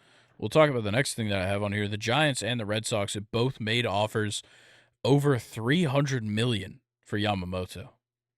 Damn. It's a shit ton of money. But like people are saying that he's the number one starting pitcher available, and the reigning Cy Young winner Blake Snell is out there. Like Everyone's seeing that that. is high praise. Everyone's seeing that Shohei contract. They're like, yeah, I need more Yeah. money. Well, and also a lot of the starting pitching market is waiting on Yamamoto because they can use that as leverage. They're gonna be like, how'd you give this guy 7 years, whatever, 300 million, 8 years, 300 million, and he's never played in the MLB? I just, for Blake Snell, I just won the Cy Young Award in the Yeah, NL. I've pitched in World Series games. Like, that guy's got way more leverage than Yamamoto, who is simply upside as of right now. yeah. Like whoever signs him is taking a chance. Yeah. Like you don't know what he's gonna do. Yeah. And I think that, honestly, Shohei might have created a bad example for other Japanese players that come over because, like, Yeah, he just burst onto the scene. Obviously, like, his rookie year, his second year weren't, like, stellar, but like he is what he is now. He's the highest paid player in the history of the sport. He's going to be the highest paid player for quite some time. I have a feeling nobody's matching that for a little bit. Um, but now, there's high expectations for Yoshida that is with the Red Sox. There's high expectations for Kodai Senga and Seiya Suzuki, and now coming into it, Yamamoto and Imanaga, and really anybody that comes from the KBO or Japan, because maybe they are the next Shohei Ohtani. Maybe they are going to be the hitting side or the pitching side of Shohei Ohtani. You never know, but the Angels, I guess you could say they lucked out. Their fan base was huge. Now they don't have him, but the years they did have with him were certainly exciting. Definitely got people watching Angels baseball. I'm sure they made a lot of money off of it. So yeah, it's a big deal because it's bigger than just the baseball being played when you sign one of these huge Japanese players. Like Yoshinobu Yamamoto is just as much of a star in Japan, when as Shohei was when he was coming over. So yeah, it's gonna be a big deal for whoever signs him. Yeah, absolutely. All right, next thing, the Mariners showing some interest in Reese Hoskins. I mean, might as well. You got your new everyday first baseman in Bryce Harper. Yeah, Try yeah. to try to get something out of it. That's I an think he's a interesting. free agent. I think Reese is a free agent. Yeah, it's So it's, it's interesting. Because I just don't know if the Mariners need that. I don't think so. Like Ty France has been kind of locking down for first base for them, right? Yeah, Yeah, I don't see, like, I guess Hoskins can play corner outfield. I wouldn't trust him out I there. wouldn't either. He's not great at it. No, I coming Yeah. off an injury, you Yeah, don't want I to. don't love that landing spot, honestly. I think if they sign him, I think he's a DH. Yeah. But then again, they're in the market for Soler and Martinez. So, who I knows? think if, Okay, uh, well, let's make this easier. Who should sign Reese Hoskins? Cuz he's going to get picked up. yeah. Let's see. Go through team. Dude, I like I can give you one that Tigers. I don't hate. Tigers could try to go make a move on him. Yeah, Try to get an isn't Torkelson playing first though? Yeah, but you can get him to DH with Yeah. Miggy Yeah, that's gone. true. Um, I've got a sleeper. The Yankees. all right, so what's next? Let's move What? on. Fuck the Yankees. Yeah, but they like Rizzo's not going to cut it. Yeah, no, They that'd be a need a great first baseman, that'd and be a great pickup for him. yeah, they need a first Honestly, baseman. Maybe they need a DH. I guess Stanton's still there, but um, just keep bolstering that lineup. Why not? people are gonna get hurt. Yeah. Oh, that's for sure. Somebody's gonna miss some time on the Yankees, if not everyone. I don't hate it. I don't hate Yeah. it. I just don't see it. Okay. Fair enough. I don't hate it. I just don't see I it. don't know, like with the big corner infielders possibly kind of getting off the board already with Candelario and now people are talking about Bellinger returning to the Cubs, which is one of my notes. And then Matt Chapman, people have been talking about him returning to the Blue Jays. So, your options are getting pretty slim at first base. So I don't know, we'll see. But let's talk about the Reds. They're shopping Jonathan India. They've got a packed house in that infield right now, and it's a lot I of like guys that. that can play all over the infield, which is great. But like they're already talking about putting Spencer Steer in the corner outfield to let John Candelario play first, because like think about it. Right now, you've got Ellie, you've got Encarnacion Strand, you've got Noelvi Marte, you've got Jonathan India. You got Spencer Steer. You have now Candelario. There is so many guys on this team that can play all over the infield. Yeah, And absolutely. I think I missed one or two while going through that.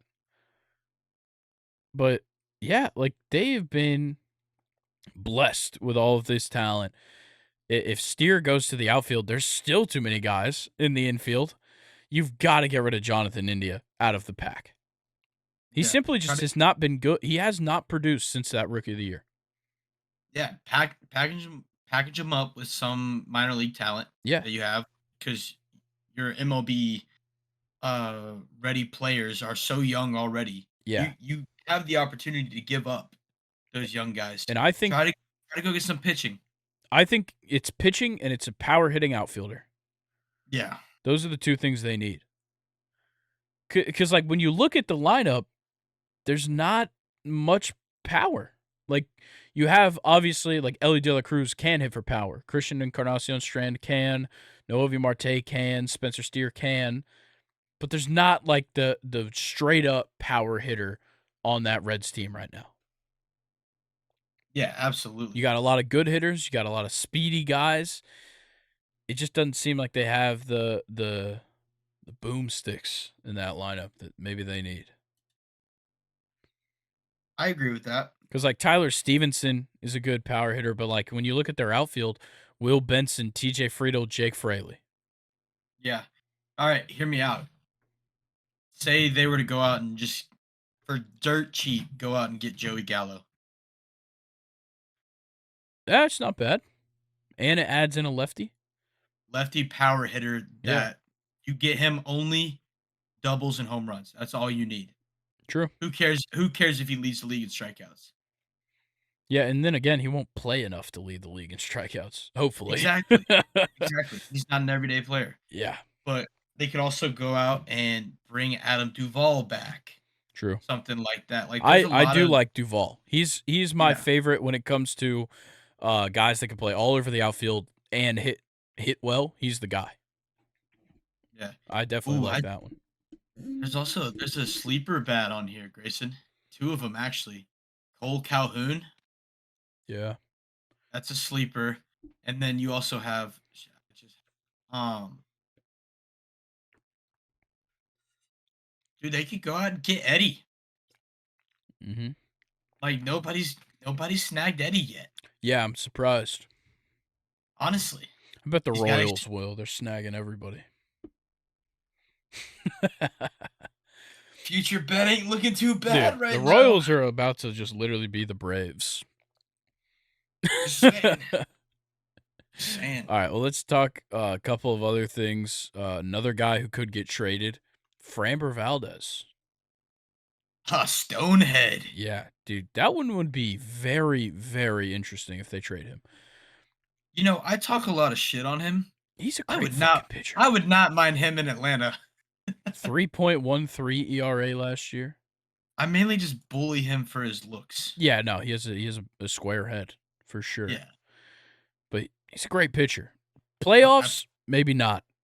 Regular season, the guy's insanely good.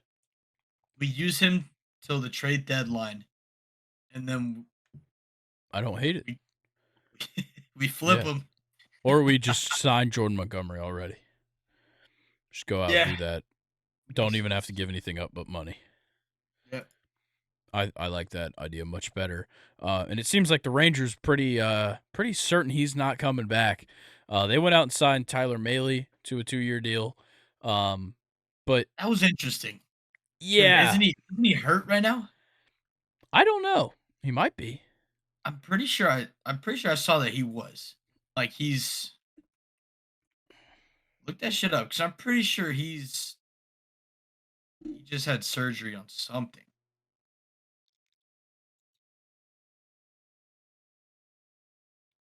I'm He only curious. made 5. Oh, yeah, he underwent Tommy John in May. So he should be back for the start of the season. Okay. Still, that's a risky signing Yeah, for off sure. someone coming off Tommy John. Yeah. Yeah, he only made Hey, 5 starts last year and he's going to be like 30. yeah, I don't know how I feel about that. Oh, actually, they're saying it will be later into 2024, and his recovery in total will take about 14 months. I don't know how I feel about that. You already Yeah, have an injury prone that's the rotation. thing. You've already got Jacob DeGrom rehabbing from Tommy John, and then Max Scherzer is going to miss the first few months of the season because he just had back surgery. Yeah. Maybe they need to sign somebody else. Maybe a guy that I said should go there that is now being heavily linked there. I'm going to say it. I'm going to say it. Clayton Kershaw is going to the Rangers for sure.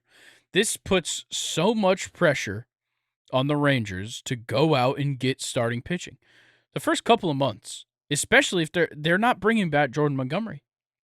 If they can't bring back Montgomery, they just signed Molly. He's not going to play for like first couple months. Scherzer's not going to play the first couple months. DeGrom's not going to play the first couple months. That's 4 pitchers that aren't playing for you. You need to go out and get guys because all those kind of middle of the pack guys that you could just kind of throw out there for the first couple months, they're all getting taken. They're all getting scooped up right now. Meanwhile, you're sitting here with your thumb in your ass doing nothing after winning a World Series. Maybe they go out and try to get Framber. Maybe. Yeah, that would be very interesting. Stay in the state of Texas. Yeah, I don't know if the Astros would want to trade him to the Rangers, considering they just Nah, beat them in the playoffs. yeah, probably not. But we've seen weirder shit happen. For sure. We definitely have. All right. Next thing, since we already kind of talked about Kershaw and Scherzer, the Royals. The hottest team in baseball right now. I think they are because it's the offseason. Nobody's playing baseball. They're the hottest team right now. These guys are making waves. They are coming out here. They are spending money on just straight up good MLB players. Yeah. It's just what they want. They want good MLB players, and they're getting them. Seth Lugo, Michael Wacha, Hunter Renfroe. They got Will Smith last week. They've gotten 3 for 3. a couple 3 other for guys. They picked up Kyle Wright from the Braves. Nobody's even talking about the fact that he's going to be in that rotation That is insane. with the young guys like Cole Reagans and Kyle Bradish. Wait, is Kyle Bradish there? Am I I don't dumb? think so. No, he's not there. Bradish is on the Orioles. Who am I thinking of? It's Kyle something. Kyle Singer? Brady Singer? Brady Singer. There's a guy named Kyle on that fucking team. I guarantee it. I don't know. Yeah, but you add Hunter Renfroe to that young offense to give them more power is insane. Bobby Witt is leading this team, of course, but you also have Vinny at first base. Let's see. And then also, how many future bets you think have been put down on the Royals?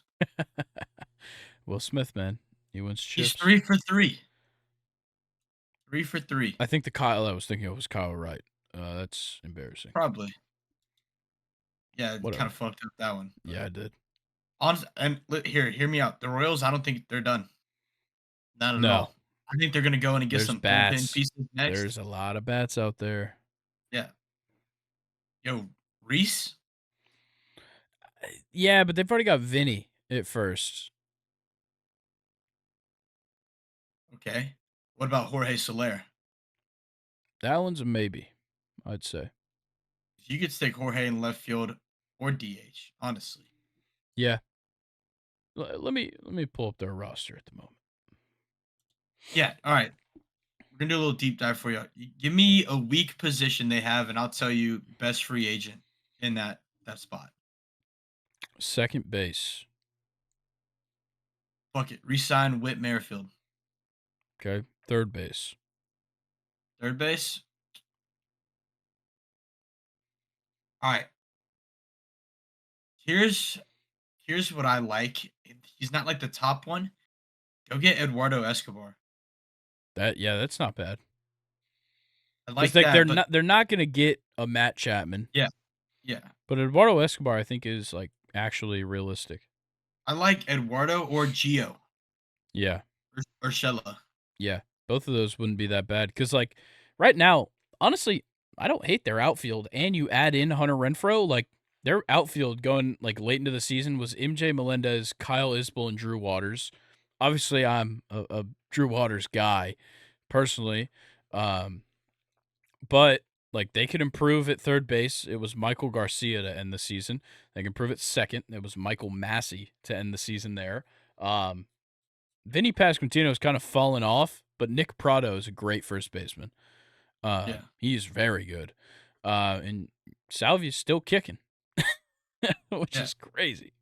You also got Brian Anderson, free agent third base, that could do some work for you. Yep, he But if you definitely wanted to wouldn't be a go bad one. and look at a catcher just to platoon with Salvi, I mean, let's see. You go out and get Mitch Garver. Yeah, You could take a chance on Gary Sanchez. Um, let's see. I think it Take would a be chance, pretty bad to have your two catchers be Salvador Perez and Gary Sanchez. probably, but listen, Typically, you want one catcher that's very good at defense. yeah, you're probably right. and Gary would trip over his Tucker knees. Tucker Barnhart, That one I like. That one wouldn't I be like. too bad. That wouldn't be bad. No, I like Or they that. could go out and get Maldonado, Yeah, Martin Maldonado is a very good defensive catcher.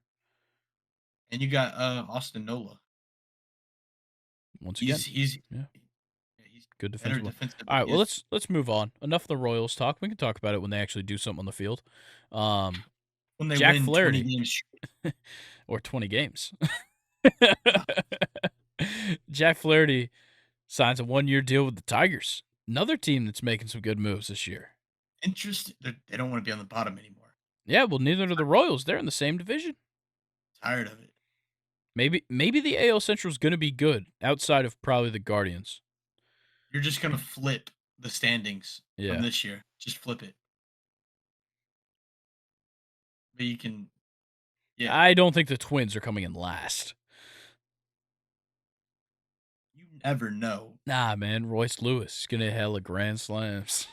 He's gonna hit in a series. He's gonna hit one or two grand slams, and he's Yeah, gonna strike out the rest. yeah, exactly. Does that make sense? Yep, I don't know. Hey, you know they can win 20 games. You got Kyle Wright. He's shown you that he can win 20 games in a season for you. that's true. The Tigers still questioning the pitching. I'm not letting that slide just yet, just Yeah. because you signed Jack Flaherty. But like other guys they picked up, like what's his name? Shit, I'm blanking. Give me a position. I could probably tell you. He used to play for the Athletics, and then I think he went to the Mets. Third base, left field, right field. Oh, bro, dude, I'm fucking Yeah, blanking dude, right I now. can't think of his fucking name. What the Hold hell? on. It's like Give me a two it's like an interesting name. Like his last name's weird. Mark Canna. That's who Yes. I was Okay. thinking of. Mark Canna. Did you Yeah, say he signed third with the base? Tigers. Yeah, he can play third base. He definitely can play third base. I believe. He can. Um, I didn't know they signed Maeda. oh, that was early in the offseason. Yeah, I know. I totally yeah, forgot about that. me too. Um, yeah, I don't feel like talking about the Tigers. Go Spencer Torkelson and Hey, Tarek great. Skubal.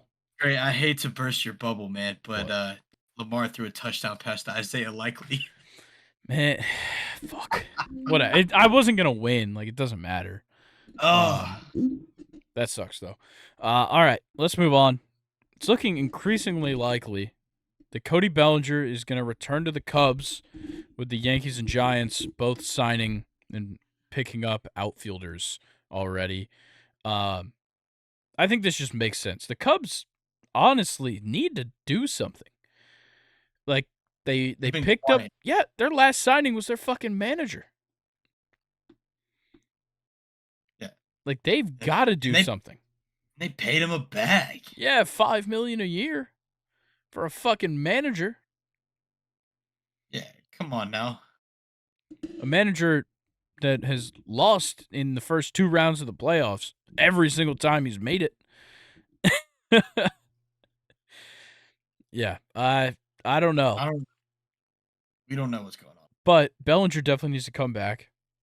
I honestly, at this point, you might have to bring back Stroman if you can't Honestly. get Snell. Ooh, that could be another one the Rangers go after. Snell or Stroman? No, Stroman. I think both of them. I think the Rangers have to talk to Snell. Yeah. Like reigning World Series, reigning Cy Young. Yeah, the fact that he hasn't signed anywhere is insane. I think, like I said earlier, I think he's waiting out the Yamamoto deal. He needs leverage before he does anything because people are gonna be like, okay, well, you're getting up there in age. You know, you've shown that you're not the most consistent. Blah blah blah. And then he could just be like, well, you paid this guy a lot of money. It's the best way to get leverage. This one is very interesting to me. This next one, the Blue Jays could be making a move for Christian Yelich. Yeah, that's just a weird one. Like, I don't particularly hate it. I don't love it, but maybe he just needs a change of scenery. I don't even know, but is Toronto the place for him? Maybe.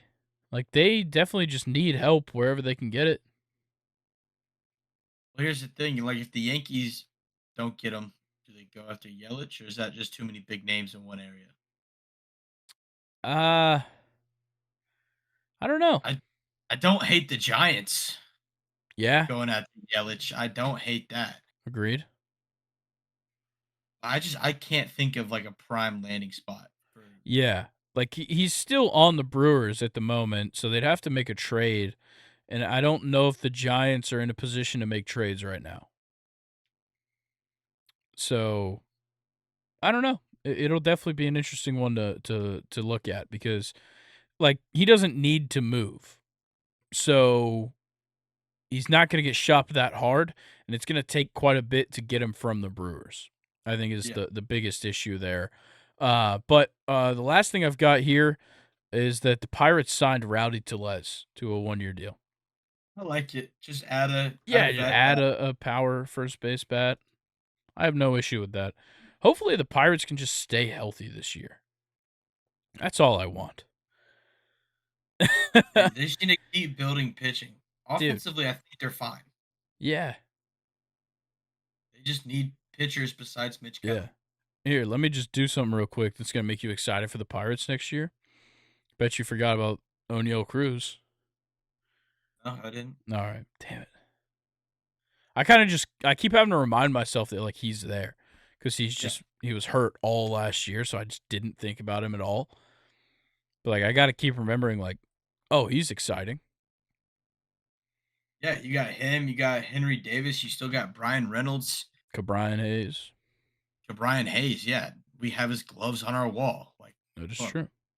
I think it's about it. Yeah, that's. You said Let's Brian push it. Reynolds, right? Yeah, Do they still have Jack Sawinski? probably. Yes, that was a absolute MLB The Show pull. That was a pull and a Yeah, half right yeah, there. Jack But Sawinski. David Bednar's still there though, right? Or did he get yeah, dealt? Yeah, yeah. and Dwayne Underwood Jr. Fuck Is yeah. he actually still there? Oh, Fuck yeah. I gotta fact check that one because that's a deep cut. I haven't seen him get moved. He is on. He's a free agent. Nah, they gotta re-sign him. Last year, he was Wait, with no, Pittsburgh. right here it just says. No, it's a. I was gonna say Yankees. Dwayne. Yeah, he agreed to a minor league deal to the Yankees. Oh, really? I'm seeing. Huh. I don't see anything about that. Weird. Seen on a couple now. Yankees signed Pirates reliever to minor. All right. Cool. Yeah, fuck it. All right, so he's with the Yankees. Just Fuck in it, the minor leagues though. and he'll be up there with all the injuries they have. He'll be up. That's a good point. Did you say him because he went to Pope High School?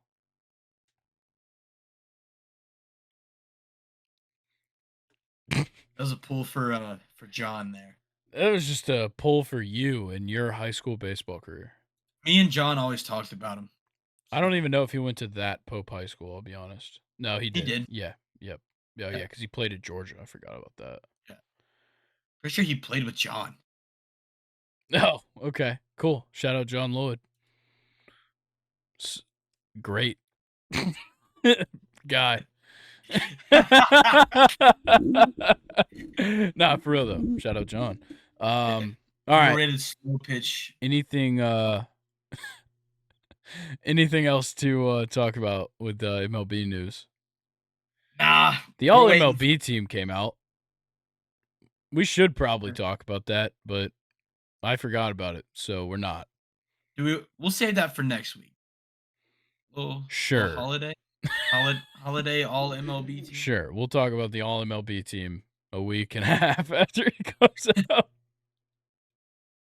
I mean, We're on top of our shit here, guys. Don't worry we about could it. Nah, we I want could to talk about college football, and I don't want to go too long. So we're going to talk about some college football right we would now. we would go forever. Yeah. Oh, dude, if we okay, I'm not saying if we can't. If we wanted to, we could go forever. Infinite podcast. All right. Live stream. All right. Lock back in. It's college football time. It's bowl season. It officially started at 11 o'clock on Saturday. Georgia Southern versus Ohio in the Myrtle Beach Bowl. Ohio Beautiful. beat the brakes off them, 41-21. Davis Brin is a fucking incompetent quarterback. 350 passing yards, 2 touchdowns, 3 interceptions. He's literally Joe Flacco. That is exactly what Joe Flacco did this week. Damn. Except Joe Flacco won. Poor Yeah, guy. I don't have anything to say about the game in particular. I just wanted to shit on Davis Brin real quick. Ohio finishing 10-3. Yeah, Congrats to one them hell on of a a great year. year. Yeah. Yeah, Georgia Southern 6-7. Yeah, any good names? Oh, didn't even. Oh yeah, we got to play the name game on bowl games, dude. Shamar Bartholomew, Georgia Southern. Okay. Let's see.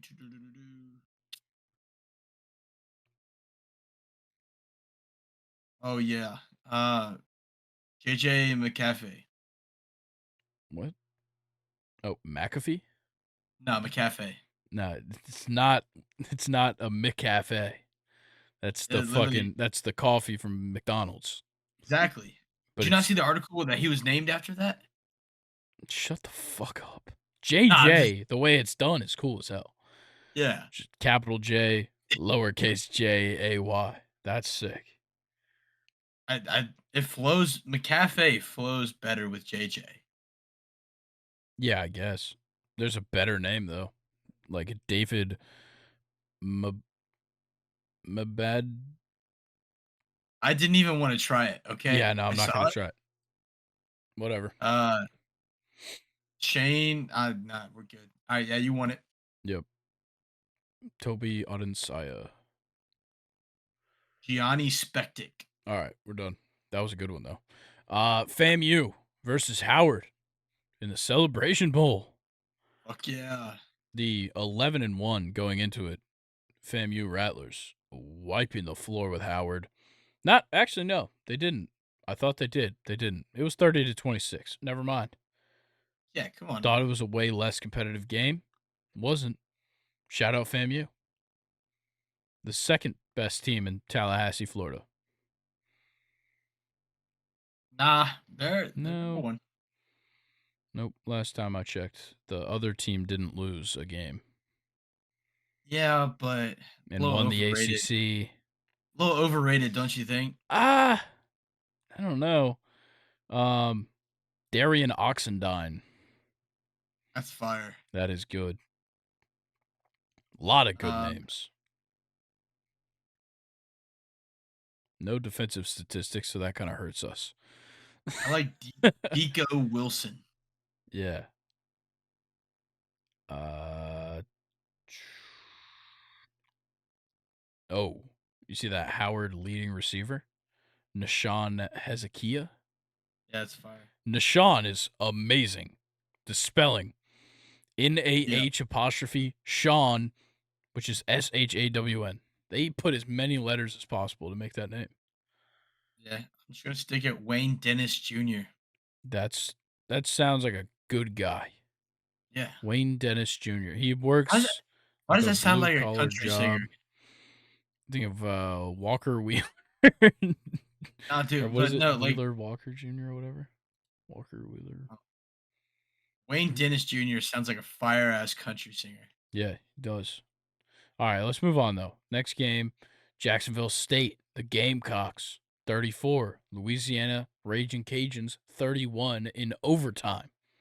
A real close one in the R&L Carriers New Orleans Bowl. But the Gamecocks get the dub. Shout out, honestly, their quarterback, Zion Webb.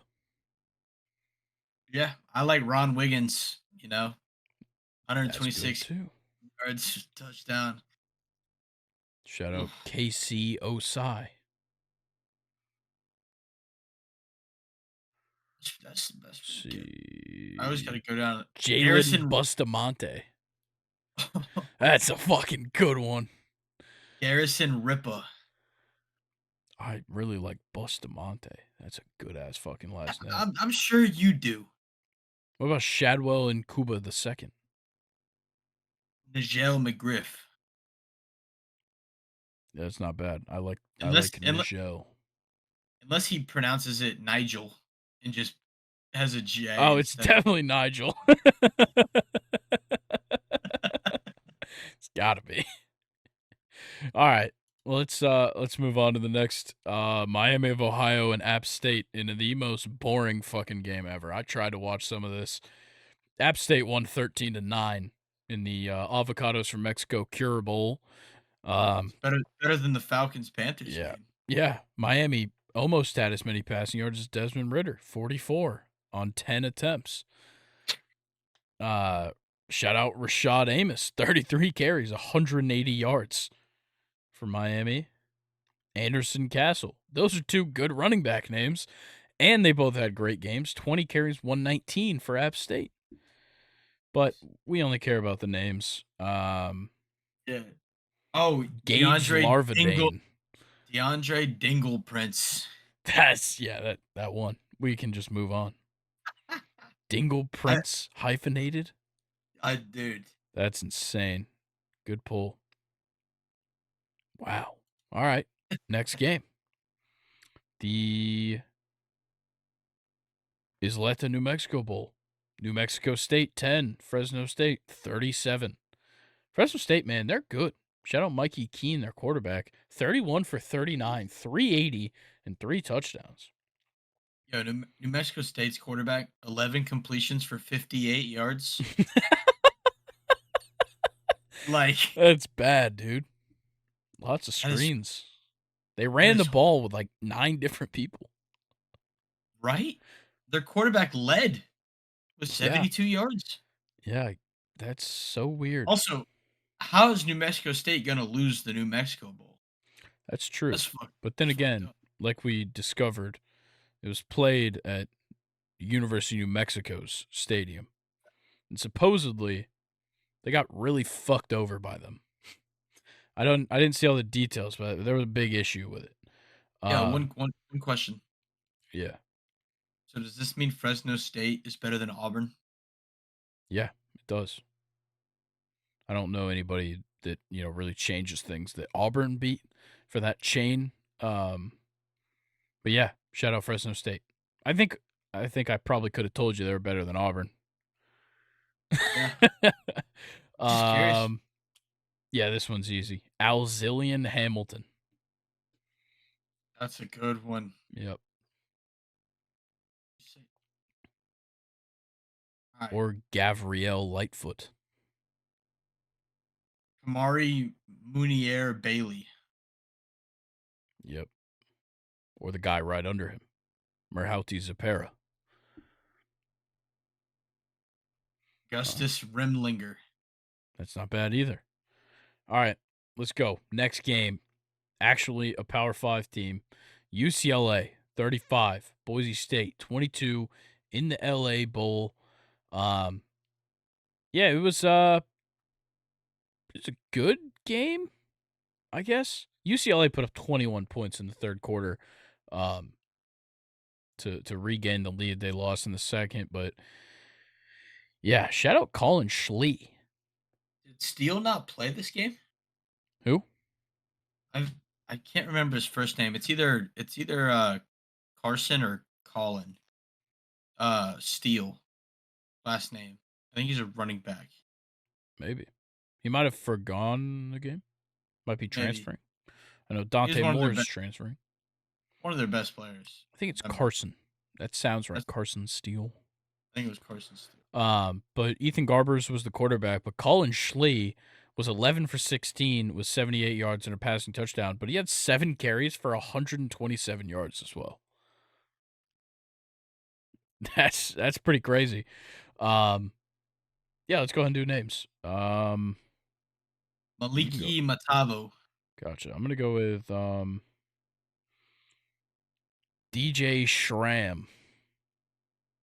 Colson Yankoff. What? Bottom of UCLA receiving. Yankoff? Wow. That's something else. Yeah.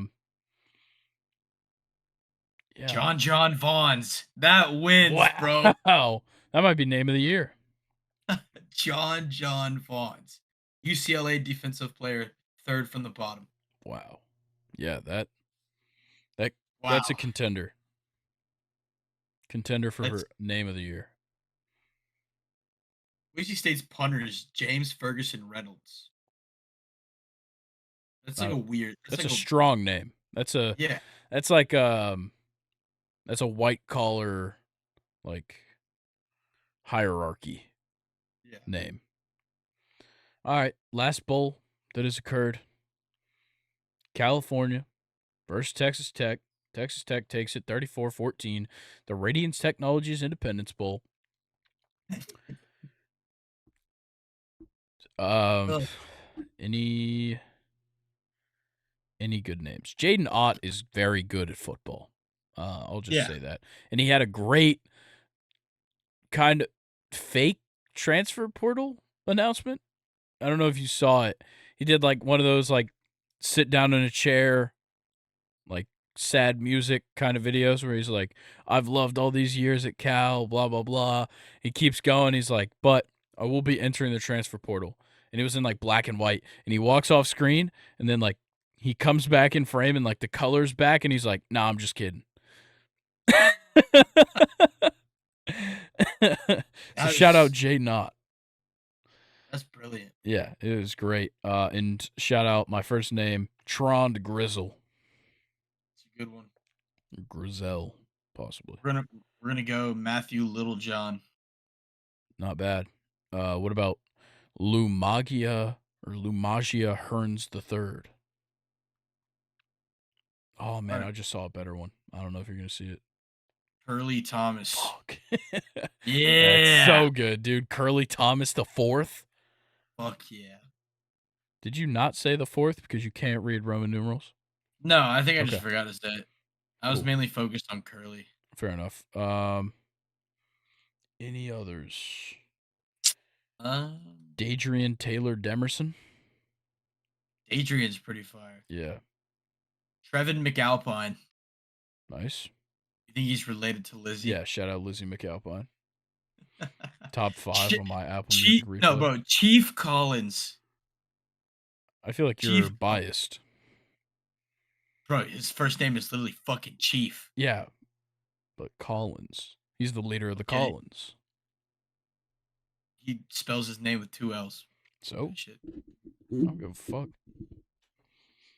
All right, last one. Coy Eakin. Nice. That one just seems like it's missing letters. It sounds like they fucked up spelling like Clay Aiken.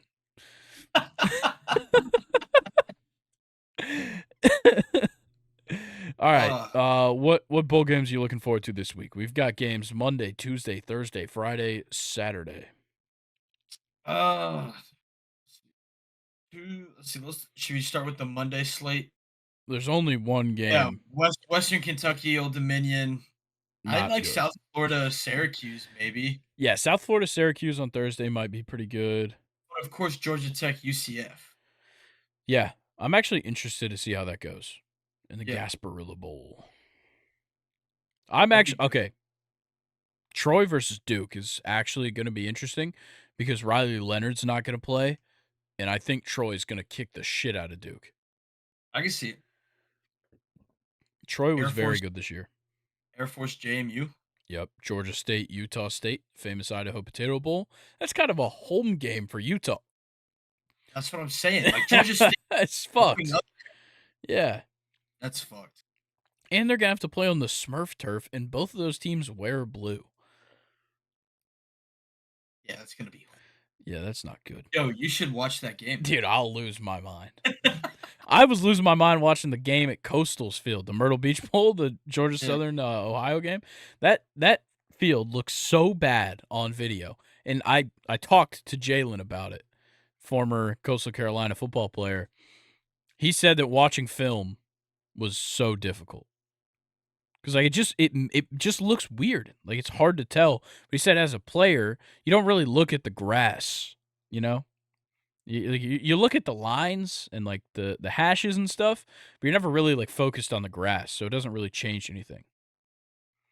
So that's an interesting perspective on it. I can't imagine that the blue field in Boise doesn't distract the player. That's got to be distracting because like Coastal, it almost just looks like the grass is like dead. But yeah, Boise, different story. So it's going to be an interesting one to watch. Georgia State versus Utah State. Utah versus Northwestern. I think Utah is going to kick the shit out of Northwestern. But honestly, I'm just happy Northwestern was bowl eligible this year, considering how bad they've Yeah. been in the past. And they fired their head coach before the season started because of the hazing. Like it's a good turnaround. And then Coastal versus San Jose State in the Hawaii Bowl. I'm just glad those boys got to go to Hawaii. Yeah, that'd be nice. Yeah, it'd be a fun trip. But yeah, that's almost all the bowl games. I guess let's just go ahead and say the ones we didn't say. Arkansas State versus Northern Illinois, South Alabama versus Eastern Michigan, and Tuesday UTSA versus Marshall. It's all the ones we didn't say that we were looking forward to. Probably just because we miss college football and we want to watch it more. So that's probably why every game's a good one. But on Christmas, we'll talk about some more important stuff. The real big deals that are going on because we've got some big games.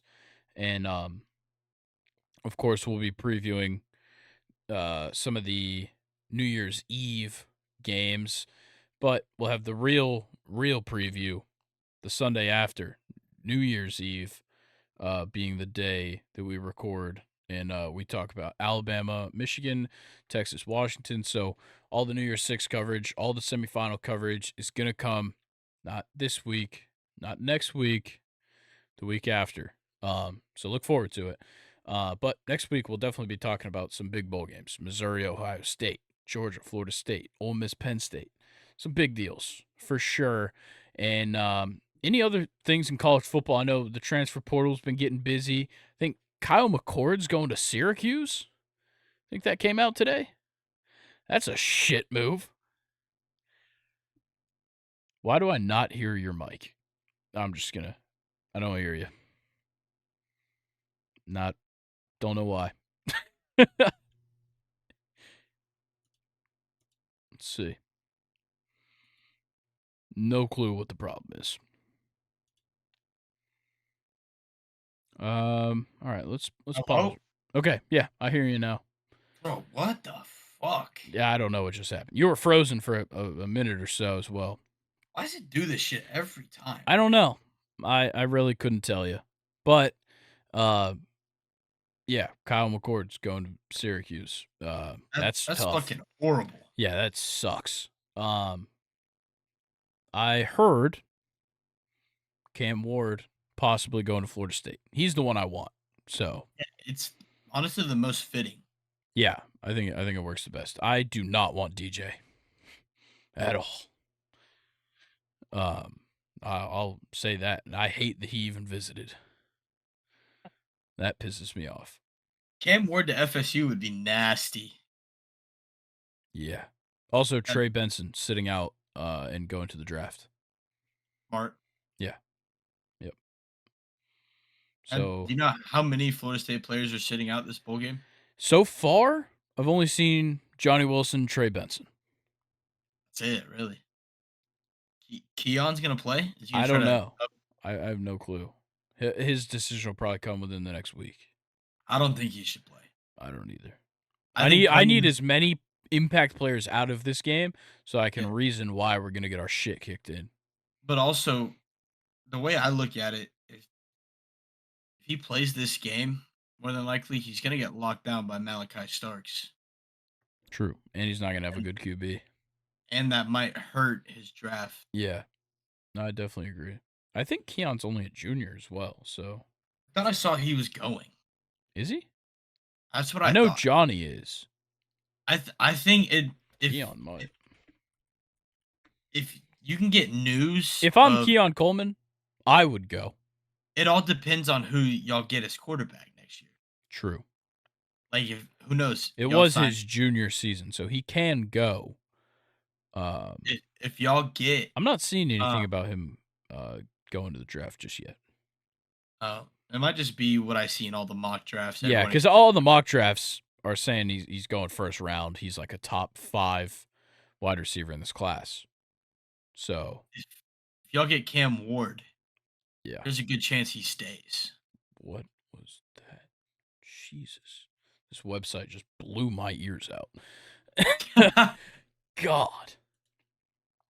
Oh, Alright. man. Do we That need an got me. update on Yeah, let's do an update before we get into stake your claim. Touchdown, Jaguars.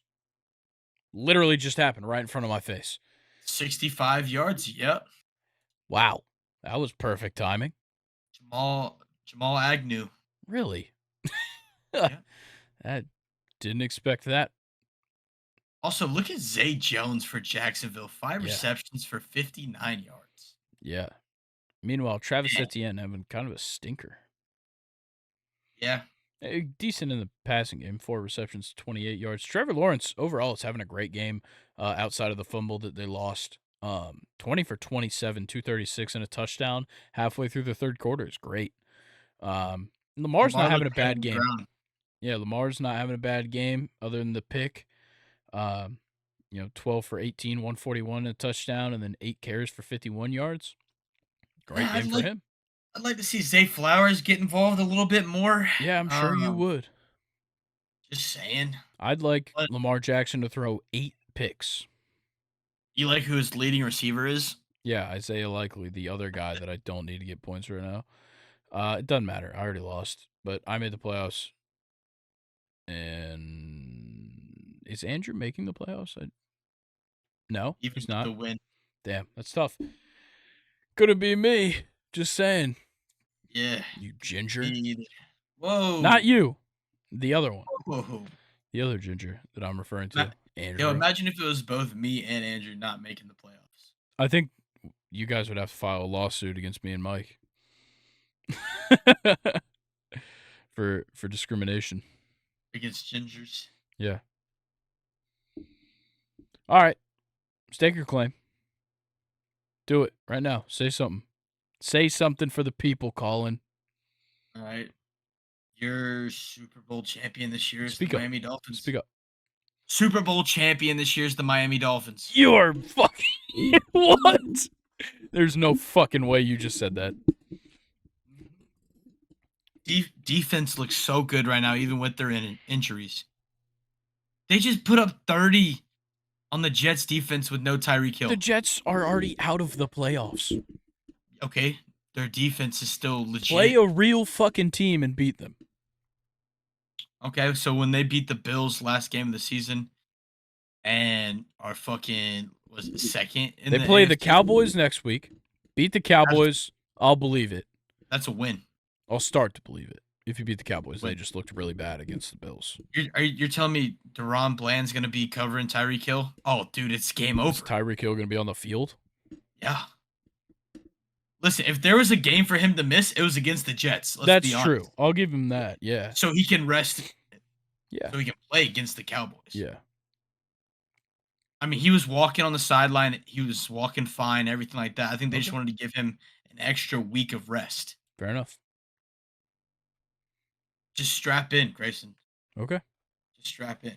All right. Well, I got news for you. The Lions are making the NFC Championship. That's all. That's as far as they're getting. They will be beat by the 49ers. I have no doubt in my mind about that. I'm still sticking true to 49ers Ravens, which I said, I think, last week, maybe a week before that. I'm sticking to that. But bonus hot take. Shoto Imanaga, Giants. Just to put that one out there. He's going to the Giants. Yamamoto, I still think, is going to the Mets. Nothing will change my mind, despite the fact that I haven't seen a single report about him going to them in like weeks. I told you he like what is it, a while ago that Yeah, he a would go couple to of the weeks Mets. ago, he was like, I thought he was going to the Mets as well. But nobody's really talked about them at all in this for the last couple of weeks. So I still think he's Yeah. going there. All right. Well, that's a fantastic episode right there, second and short. I Oh, have to say so. I Colin, I have to say, you have the better jersey than me. I have to admit it. Now that the episode is over, I have to admit that you have the better jersey than me. But I have a better idea for all of the people. A way better idea than buying some dumb jerseys online for really cheap. What you should do is follow, like, subscribe, comment, put on post notifications, all that stuff. If you see me right now on your screen, I know how easy it is to subscribe on YouTube and like and all that stuff. And if you're listening to me through those ears of yours, the ones that don't function for me anymore because of profootballnetwork.com, then you should be rating 5 stars. And you should be writing a written review on Apple. But you should also be following all of our social media accounts. That's what Colin's doing right now on his phone. See? You see him? He's not checking his fantasy lineup. He's not checking fantasy football. He is subscribing and liking and commenting and downloading and all that stuff. He's sharing as well. He's sharing this podcast right now that we're recording. He's sharing it with everybody he knows. Everyone. See? Look at him every doing it. He's so exaggerated with those movements, just smacking that phone. And you yeah. should do it too. But an even better thing that you can do right now, and I'm only ever going to push this more than the other stuff for right now, is you should go join the subreddit and start submitting your questions for questions time with me and Luke on Fridays. Nathan submitted some last week. It was one hell of a time. Got to keep doing it. Colin, feel free to put your own questions on there. I might throw some questions up on there. I just want to get the conversations going. And yeah, I think that's about it. Colin, anything for the people before we send them Yeah. off on the rest of their week? Again, I'm sorry I had to miss last week, but Thank you for owning up. We're back better than ever. All right. Holiday season. I hope all y'all are getting family Yeah. time. Honestly. Yeah, because we're But not. Because we're grinding out this podcast. We got to record on Christmas Day or on Christmas Eve and New Year's Eve. yeah, That's gonna suck, but we're doing it for you guys. absolutely. That's it. Yeah, that's a pod. Thank you guys. Enjoy the rest of your week. Enjoy the bowl games on the weekdays, and we'll see you guys Friday. Well, I will. Calling to see you next week. Peace.